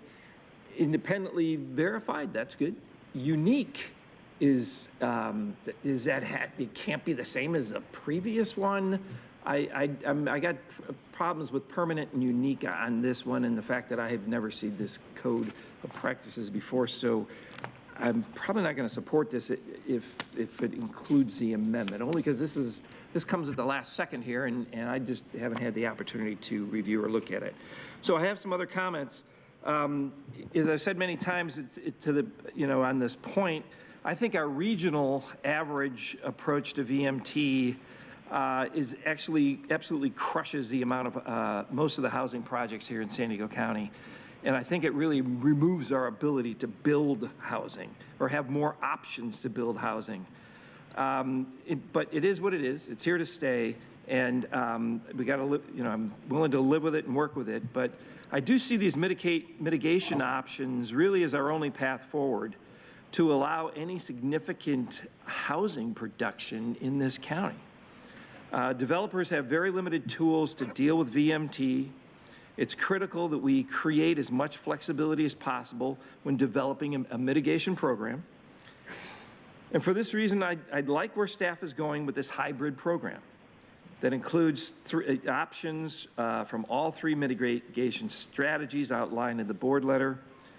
And under the hybrid approach, home builders be able to pick and choose which combination of VMT reducing strategies, they're going to have to pick a strategy, works for them project by project. So there's more opportunities there for housing.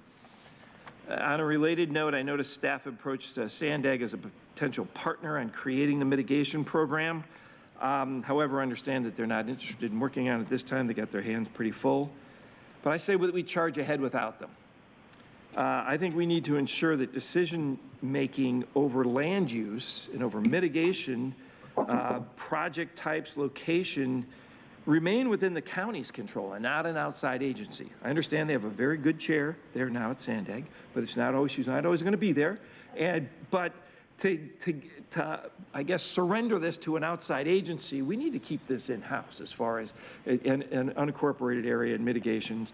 I mean, even Sandeg's 2021, 2025 plan, whatever's coming out, has very, very little, if any, transportation in the unincorporated areas. And it's all pushed up against the urban areas. So I think we need to get this right, and mitigating VMT won't be impossible for small developers, for projects that they are able to mitigate. The high cost of doing so is just going to be passed on to the home buyer, and the home buyer is just going to keep elevating and elevating the prices again, and we're in a housing crisis. So I think we've got to find a way to allow for growth and services that are needed in all communities, not just in the dense urban areas, and allow, I know the big bad developers, out there, I don't think they're providing housing for people. And most of the people who live in a house in San Diego County was built by a developer. So they're the ones that are able to get through the permitting processes and things like that. And if we just keep putting obstacles in front of them, it just keeps rising and rising, the cost of housing. So I was ready to support until the amendment, and I can't support the amendments, but thank you very much. Appreciate it. You're welcome. Could you go ahead and comment on this item? Thank you, Chairwoman Vargas. Supervisor Desmond, when we come back in 6 months, we can bring additional information about that particular code. And really, as we're looking at outlining it, part of the analysis will be what are the pros and cons and return on investment for purposes of all of those facets. So there can be that additional information for consideration by the board as we're exploring these programs and as we add the motion from Supervisor Lawson-Remer for purposes of that larger evaluation by the board. Bring it back, we'll take a look at it. Yeah, because basically we're not taking a position that we're adopting it. Right. We're just saying we're going to bring it to include that, right? Is that the correct? I just want to make sure we. Let me just, that's what I intended, yeah. This is, I mean, all of this entire exercise is asking them to look at a bunch of stuff, right? I mean, that's what we're doing in general. So I just want to make sure that we're kind of playing by the rules so that whatever we do is going to be legal. You don't have to, I mean, I'm not forcing you to vote on anything. I'm just giving you, I want to make sure you have the background on what we're actually trying to do with the amendment, right? Okay, I just want to make sure we're not boxing ourselves into something that we can't get out of by making it permanent, unique, and all these other things. So if we're going to incorporate that going forward, all right, then I can support it, knowing that this is not in stone at this point. Yeah, and it's on record. That we all, okay, all right. And I just got to tell you, when we get something like this at the last minute, it's hard to digest and know what even the heck it is when we get these amendments like that. So even though I sometimes bring amendments myself, but the Brown Act prevents us from sometimes, having conversations with colleagues about the amendments. But anyway, we got you. Thank you, sir. Thank you very much. I apologize in advance. I took notes, and that was a long presentation. Excellent job. Thank you for that. But I think that one of the elements that, in my mind, that we're missing is that rather than us 100% focusing on abandoning poor, disadvantaged communities, we should be thinking in terms of focusing on strengthening those communities by bringing transit to them. So one of my beefs at Sandag, we have 500,000 people that live in the unincorporated, roughly 3.2 million in San Diego County, and they don't have, I believe, a proper representation or a voting body. Yet this is a huge area, and everybody in the city is making choices for them. And when they moved to, say, Ramona, they were told that they were going to create a village and that they were going to be able to achieve economies of scale. I know that when I moved to Alpine years ago, we didn't have a Albertsons. And only when we added enough homes and Albertsons penciled out did we get an Albertsons and not have to go to El Cajon to purchase groceries. We are stranding these communities that made an investment based on our promise that they would have a village and a community. And now we're abandoning them when really there's a chicken and an egg. They would be able to meet the criteria if they were allowed to hit economies of scale in their construction so that they would be a full community. And why would we want to exclude so many unincorporated communities? Now, I get it. if you're talking about perhaps Boulevard, and it's a small community and they're far away, but when you're thinking in terms of Alpine and in Ramona and perhaps Fallbrook and some of these other places, we should allow them to fully develop and give them the transit that they deserve. Now, I will tell you that many people have come to me and said that they think this is modern day racism by redlining their communities because they purchased, because they want to have generational wealth, and these are underserved communities. And they wanted to be able to pass that wealth on to their kids and move through society. And now we're abandoning them. If they could have afforded La Jolla, they would have moved there to start with. They couldn't afford. So we're talking about communities that have a household income of $58,000. I mean, these are all communities that have a household income of under $100,000. Some are as low as $48,000. So we're going to tell them, we don't care that you're disadvantaged. We don't care. We're only going to look at it from one direction, and that is to meet VMT by excluding you instead of inclusion. I support inclusion. I support giving these people and not redlining them and giving them opportunity.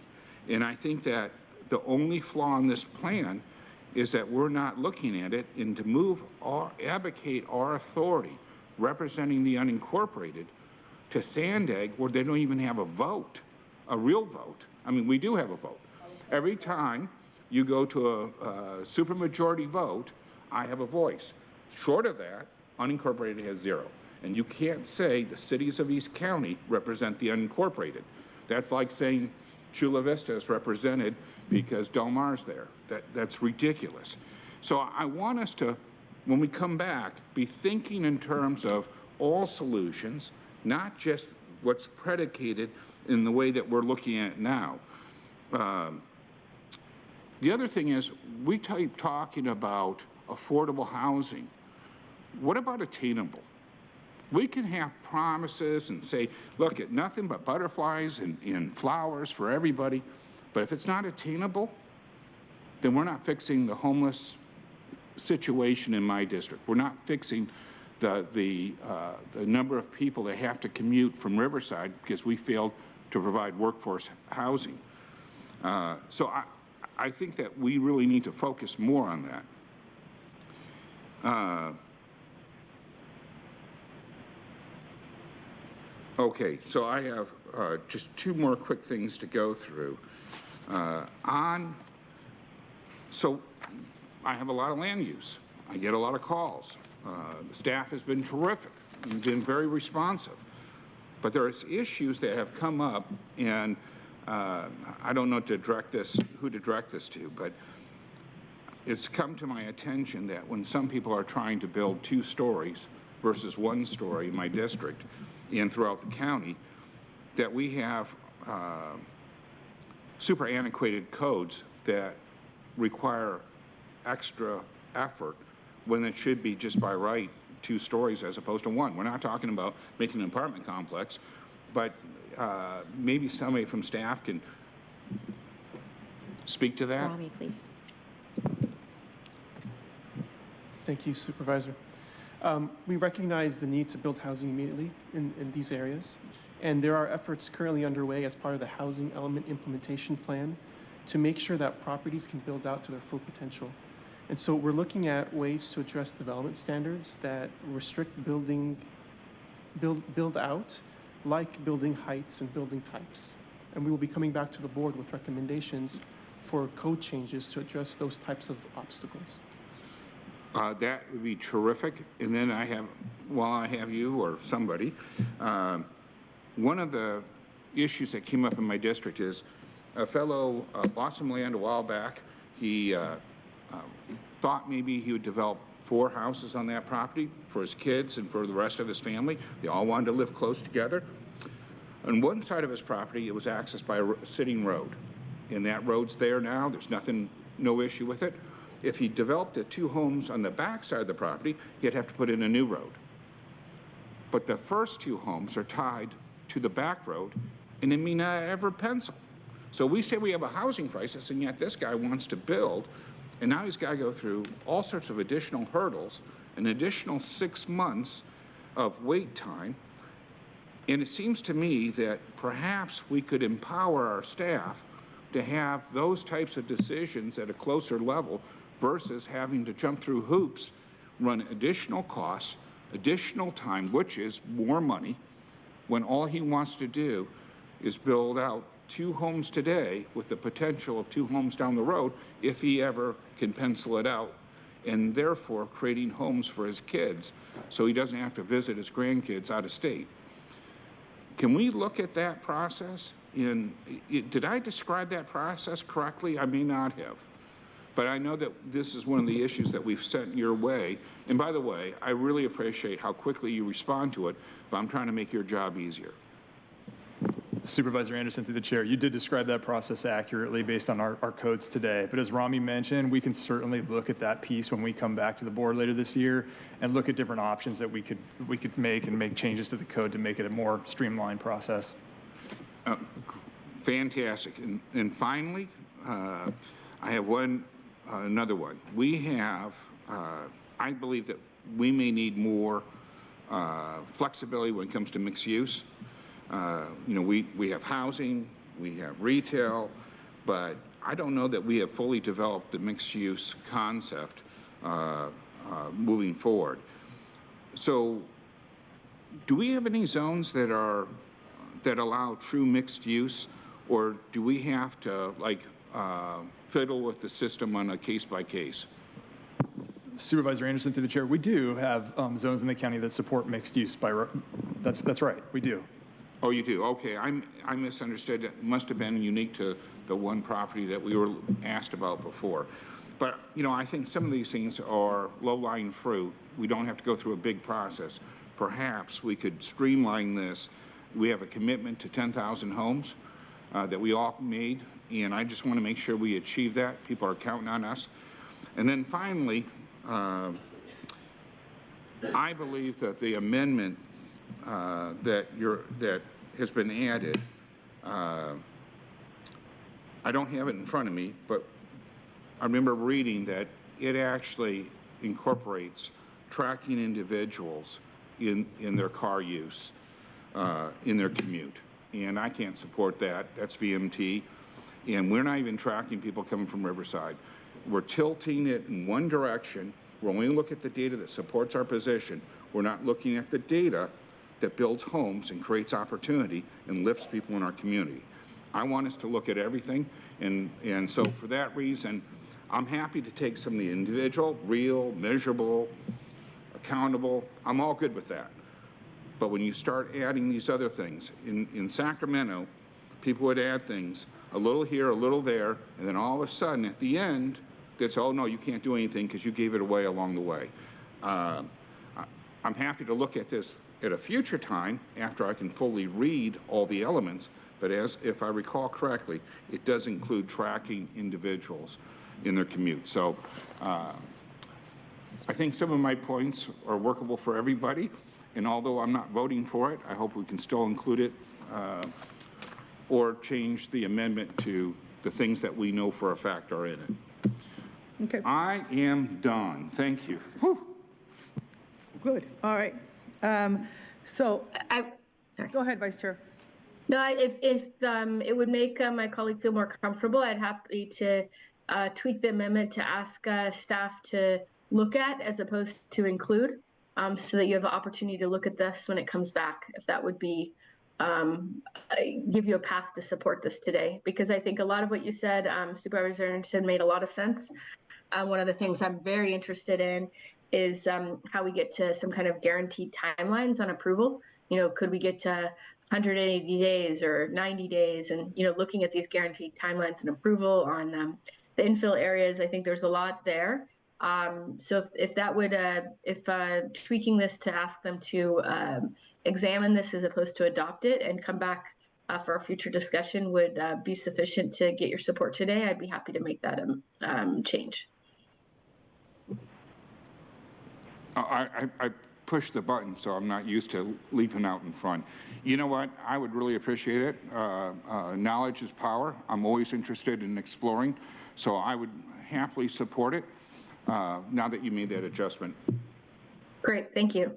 I just to reiterate, I think certainly my goal here is to make sure that we're, things are measurable and verifiable and transparent and accountable. That's the real goals here. And so just to staff, if this, it seemed to me the best and easiest thing is to align with international best practices. But if you take a look at it and you decide international best practices make sense, but with some minor tweaks to be, more appropriate for our own region, I'm open to that as well. But if I always think jumping off from international best practices, at least as a discussion point, is a good starting point. All right, thank you. We have a motion and a second, but before we take the vote, I just want to make sure that I go on record that as the chair of SANDAG, I am your representative, right, as the county. There have been other instances previously where we've had other colleagues of mine be our representatives in SANDAG, including Supervisor Desmond and some other folks. And so I just want to make sure I put it on the record that I do represent the unincorporated areas. I represent the whole county of San Diego as your representative, just like you represent LAFCO on behalf of all representatives, not just your district. I think that's our role as regional representatives. So I want to put that on the record because I feel like sometimes there's a lot of like, we do, we don't. No, my job on SANDAG as the chair and as your representative is to ensure that I'm representing all unincorporated areas and the incorporated areas as well.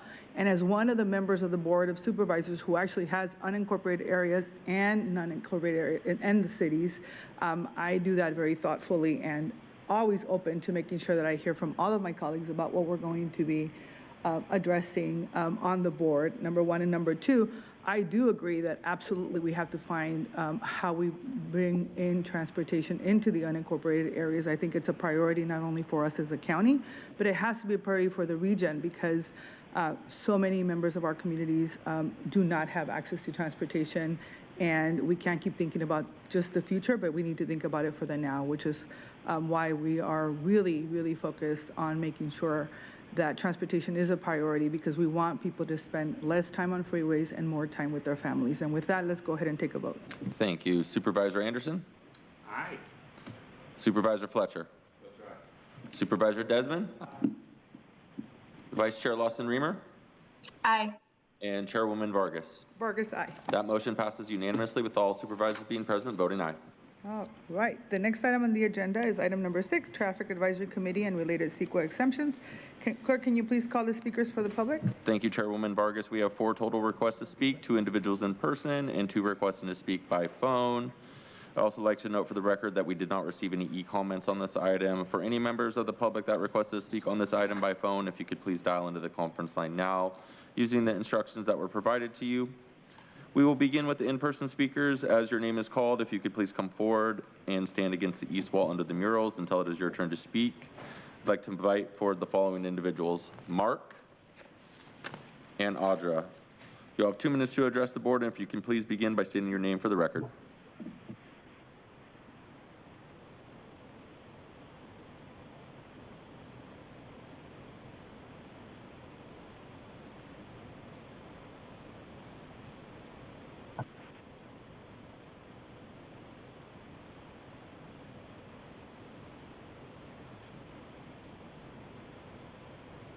Traffic Committee, these are all organizations that are promoting the Agenda 21 initiatives and goals. CEQA exemptions, the California Environmental Quality Act, if there's an exemption, there's something not good there. People need to see these videos. They're not going to give me the time to say much of anything about how completely evil this is. Of course, the idea of having a superior rail system to the unincorporated areas is not a bad idea. It's the fact that they're going to force you out of your vehicle, raise the price of gas and everything, water, everything, to the point where you're just barely surviving in a little area. This is what happened in Europe. You don't have to wonder if I'm a conspiracy theorist making up wild stuff. This is what happened. This is why Brexit happened, and the people are still trying to get out. This is why there's all the protests in France. People out there on the web, you need to look at Rosa Corey's video. You need to see, it's this one right here, third one down. Here's the title. You also need to see Deborah Tavares' video on YouTube called Who's Running America, and the CAP, in capital letters, CAP, for Climate Action Plan. They don't care about you. They're going to control you. And I'm sorry, I sound so radical. I don't have time to give you all the details. These videos will. But we don't want to become the North American Union with no sovereign rights, and that's what's happening. They did all this without your consent or knowledge. Think about that. They're telling you now what they're doing. They didn't ask you if you want to drive 20% less or if you want to be in a 15-minute city, and now I'm out of time. See these. Thank you. Next speaker.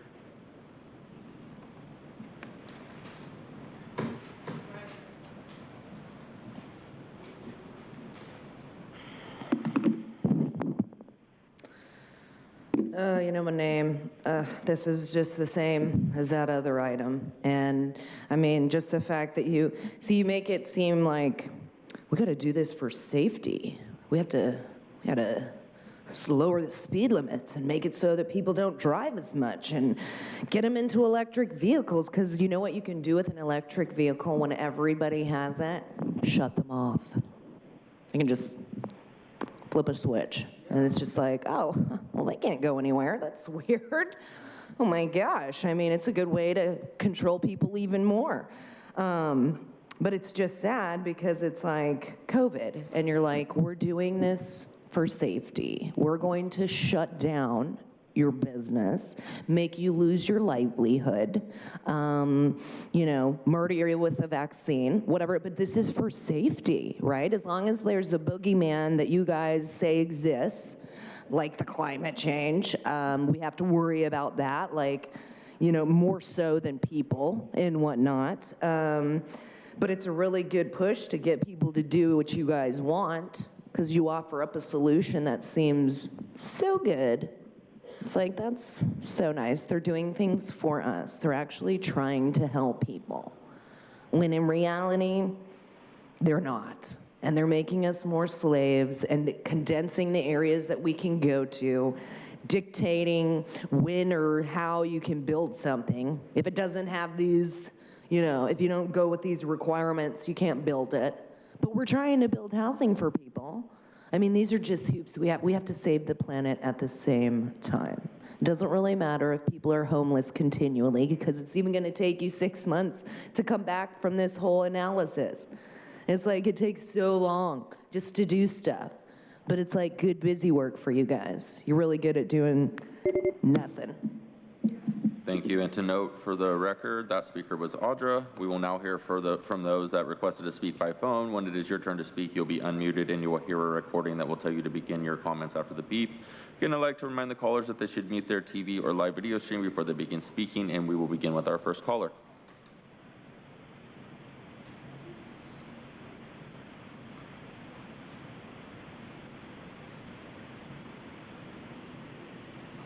Hello, I'm Huma Paul Henkin. Thank you for reducing the speed limit a bit on Bonita Road. If you're a physicist, you'll understand this. It kind of makes up for EVs being heavier, so there's a bit less danger when they hit someone that they'll actually kill the guy from all the extra momentum the weight causes. Anyway, I'm guessing that Sandag, which should have been involved, was not involved. Anyway, but I'm hoping that Sandag is using current data and not 2020 data in all of these fancy reports they're giving you. And by the way, the more Sandag talks, the worse things seem to get. Go figure, but maybe we don't need sand egg. So anyway, that's about all I had to say. Thanks. Thank you. We'll go to the next caller.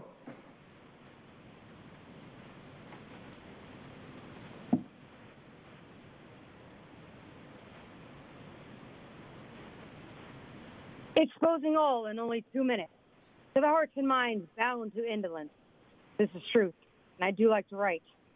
You got everybody, don't you, Nora? Especially with your sand activities. And little UN minion Tara, don't think I forgot about you. So in this item, we have speed limits reduced in Bonita, Lakeside, La Mesa, and Rancho Santa Fe. All with possible radar enforcement to meet those ticket quotas and rack up some more money. I want to point out that this item's chart that lists the Pepper Tree Lane to Hill Avenue in Fallbrook has no listed action. Looks like county staff forgot to fill that in. And why is the county only just now establishing operational sight distance standards? If safety was really the priority of this board or of the Traffic Advisory Committee, then those should have already existed decades ago. About the Traffic Advisory Committee, last year the supervisors approved a local roadway safety plan written by the biased PAC. I say biased because Joel chose Urban Systems Associates President Justin Schlaffy, who pushes smart cities, connected vehicles, and intelligent transportation systems master plans. Smart cars and smart roads for stupid people who will have their freedom of mobility electronically controlled, as simple as the hit of a kill switch. And all of that, of course, goes hand in hand with SADNAG's regional plans to, quote, advance smart cities with micro-transponders and electric toll collection device in your car.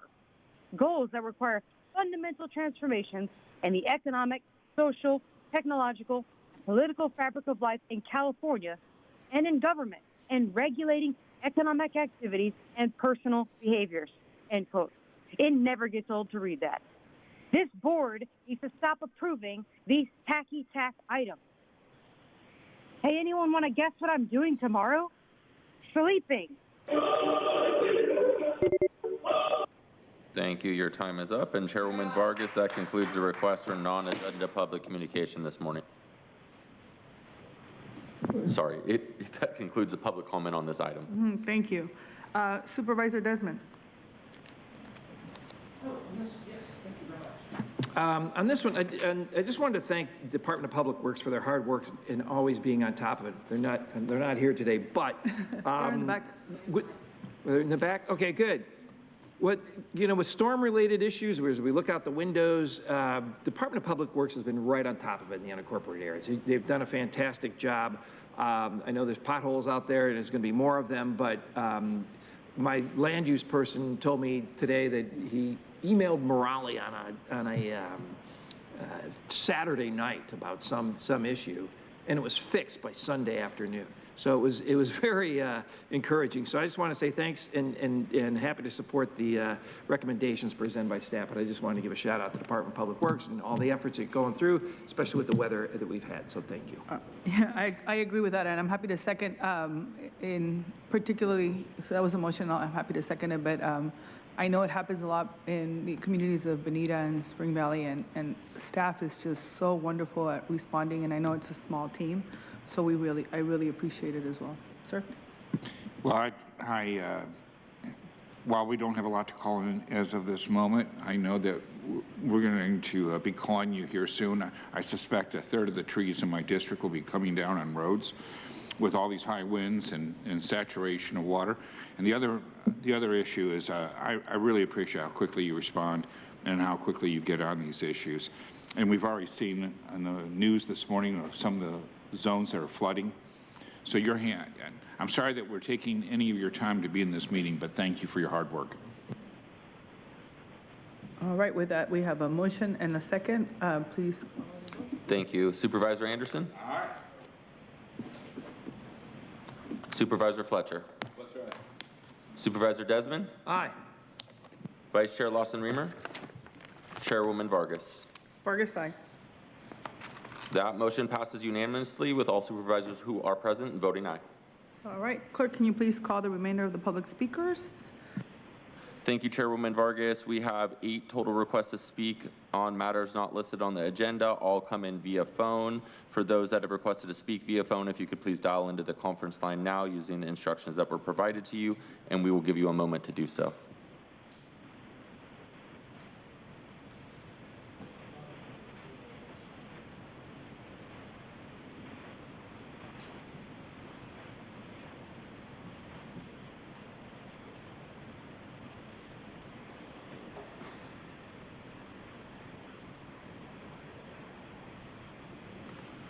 Now we will hear from those that have requested to speak by phone. Again, when it is your turn to speak, if you will be unmuted and you will hear a recording that will tell you to begin your comments after the beep. And again, I'd just like to remind the callers they should mute their TV or live video stream before they begin speaking. We will begin with our first caller.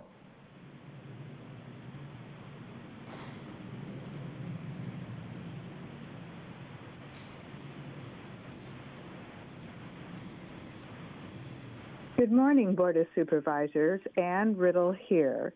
I came to provide an update to the marvelous webinar I participated in yesterday, co-sponsored by Rady Children's Hospital and the County Office of Education. The primary speaker was a superb psychiatrist associated with Rady Children's Hospital, who is a certified specialist for working with children in psychiatry. She's also a pharmacist, and her particular focus and interest is psychopharmacology. So she was the perfect person to bring to parents and caregivers, as was the focus of the webinar, information regarding marijuana use for children and young people. And she brought to our attention the short and long-term consequences of marijuana use for children. Now, keep in mind that children is anybody under the age of 18, and that the long-term consequences were particularly alarming to the parents and the caregivers who listened in, because what was emphasized were the long-term consequences of marijuana use as it relates to education. And probably nothing changes the course and journey of a young person's life than their inability to really utilize the education at their disposal. And I was struck with that, both as a parent and a grandparent, that access, availability, but more particularly normalization and advertising of marijuana is doing our young people a great disservice. And I certainly don't want to see it increased in the unincorporated area of the county. Thank you. Thank you. We will go to the next caller.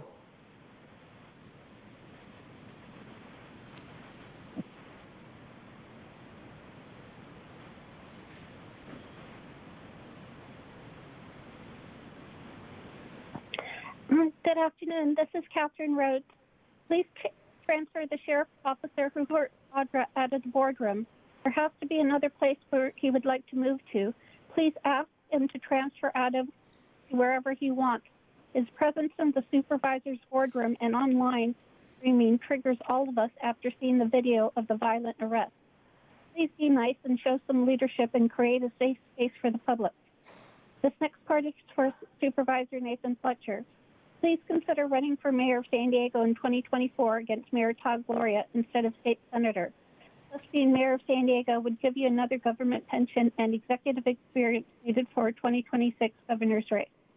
That is only if you provide housing for the 700-plus homeless veterans in San Diego in the next few months and provide $300,000 in ARPA funding to keep the Neil Good Day Center open on weekends during the hepatitis A crisis created by a lack of public bathrooms. You guys are in charge of health of the homeless also. This will be the third week the public homeless bathrooms and showers are closed on weekends in downtown. This is a crime created by Mayor Todd Gloria, who pretends no funding exists when it does. The City of Santee City Council stated they're willing to take in a veterans shelter of tiny homes on county-owned land near the County of Edgemore Hospital during a declared emergency homeless shelter crisis. Any city or state law can be waived. The new La Prensa article discusses a new poll that shows current Mayor Todd Gloria is vulnerable in a re-election in 2024. 54% say they prefer new leadership at City Hall. Only 39% say Todd Gloria deserves another term. 33% said it's definitely time for a new person. Gloria also trails Scott Peters 50 to 54 in a theoretical matchup. Republican Kevin Faulkner is also considering running for mayor again. I would vote for Kevin Faulkner over Todd Gloria because Todd Gloria promised the homeless community he would stop the violent tweets and trashing of personal properties of poor San Diego homeless. And think of what he did right now in this last month during all this rain. It's horrible, and you're not doing anything about it so far. Former Mayor Kevin Faulkner says he's considering running for mayor again. Under the city's term limits, mayor and council members are limited to 2 consecutive 4-year terms. Run again. Thank you. Your time is up. We'll go to the next caller.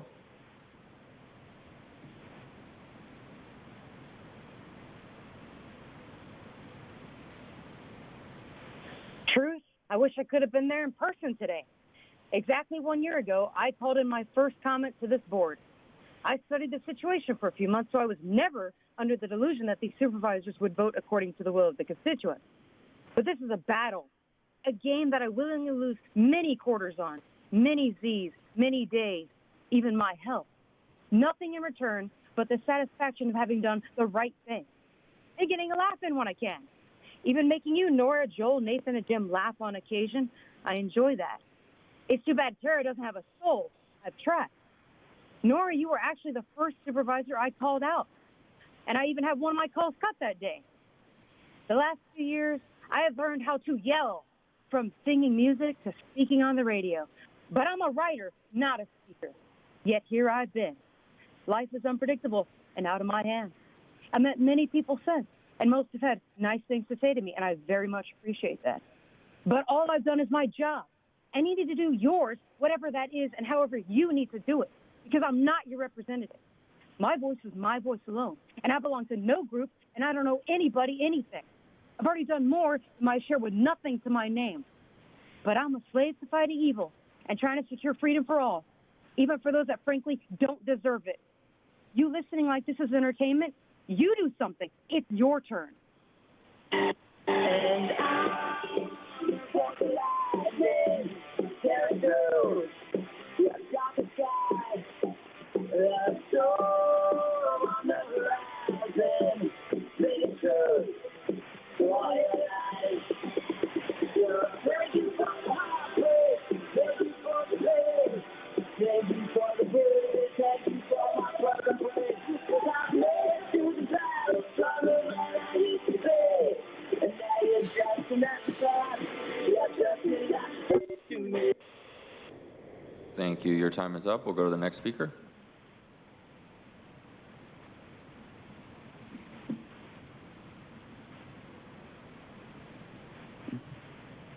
Okay, Hello, my name is Victoria Brenica. I'm a resident of Spring Valley, more specifically the La Presa area of Spring Valley, and I'm calling in hopes of making my community safer and more accessible. First, I'd like to thank our chair, Supervisor Nora Vargas, for coming to our planning group and parks meetings and hosting a town hall in Spring Valley. We have 2 other supervisors that represent Spring Valley, but neither have held a town hall, and only one of their offices has sent a community rep to our meetings. I'm speaking today in solidarity with my students, fellow community members, homeowners, and concerned citizens of Hamishaw Glen Apartments and Spring Villa Apartments. These are concerns that I've brought up at local meetings and have contacted and met with county staff, but the problems still exist. We need sidewalks across the street from Kempton Elementary and STEAM Academy Middle School, and we also need ADA crosswalks on Kempton and Piedmont and Kempton and St. George. In addition, we need something to slow down the speed of cars on the street because there aren't sidewalks or crosswalks. Children are walking in the street and cars are driving way too fast. Again, this isn't just next to 2 Title I schools. This is also next to a local library, teen center, rec center, and gym. I'm also calling because there have been several accidents on the Hamishaw Road, Gillespie intersection, and these accidents have led to hospitalizations and deaths, making it dangerous for community members who are simply trying to walk, bike, or drive around our area.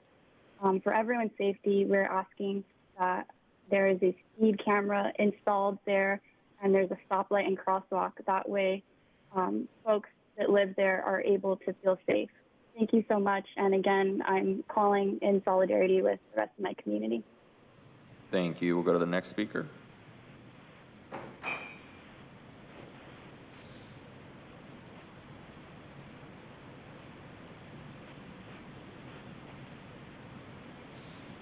Fernanda Castro. Hi, everyone. My name is Fernanda Castro. I'm an educator and resident of Hamashaw Glen on Hamashaw Road and Gillespie Drive in Spring Valley. Since I remember living here, there have been several car accidents on this T intersection, and it makes it very dangerous for community members to live in, for pedestrians to walk, and drivers. Just on December 23 of last year, there was a car accident which I came home to.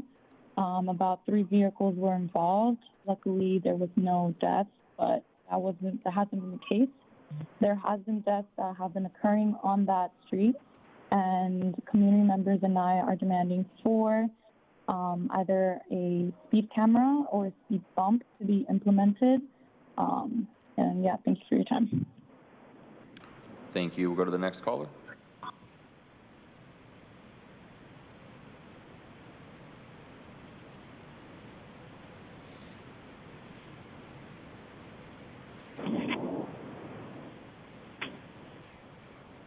Good afternoon, Chair Vargas and Supervisors.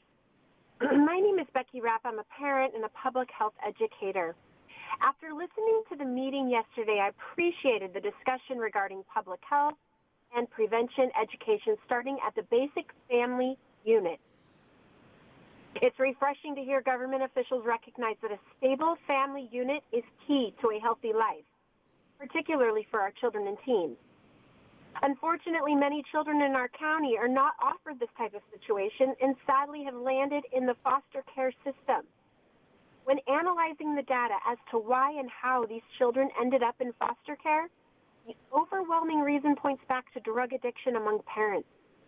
SANDAG reports drug use at a 20-year high among adult arrestees. The report found 79% of males and 82% of females testing positive for at least one of the following drugs: marijuana, meth, opiates, and cocaine. Marijuana is so prevalent today that it's the third most commonly used drug in the U.S. behind alcohol and tobacco. With this staggering data, we should not be surprised that our foster care system is overloaded. I am a foster care parent, raising a child who came from this exact situation. His mother started using marijuana at a young age, causing life-altering mental health disorders. She is living on the streets and relies on her next fix. She's lost 5 children to the foster care system over the years. She, along with others like her who bought into the myth that marijuana was safe to consume, have paid the price. Now our foster care system becomes overwhelmed with children living this outcome. Yes, prevention education is key, starting at the basic family unit. But in your next discussion, I would consider aligning all your programs in recognizing the community. Thank you. Your time is up. And Chairwoman Vargas, that concludes the request for non-agenda public communication this morning. Thank you. That concludes this meeting. With that, the meeting is adjourned. The next regular meeting of the board will take place on Tuesday, March 14th at 9 a.m.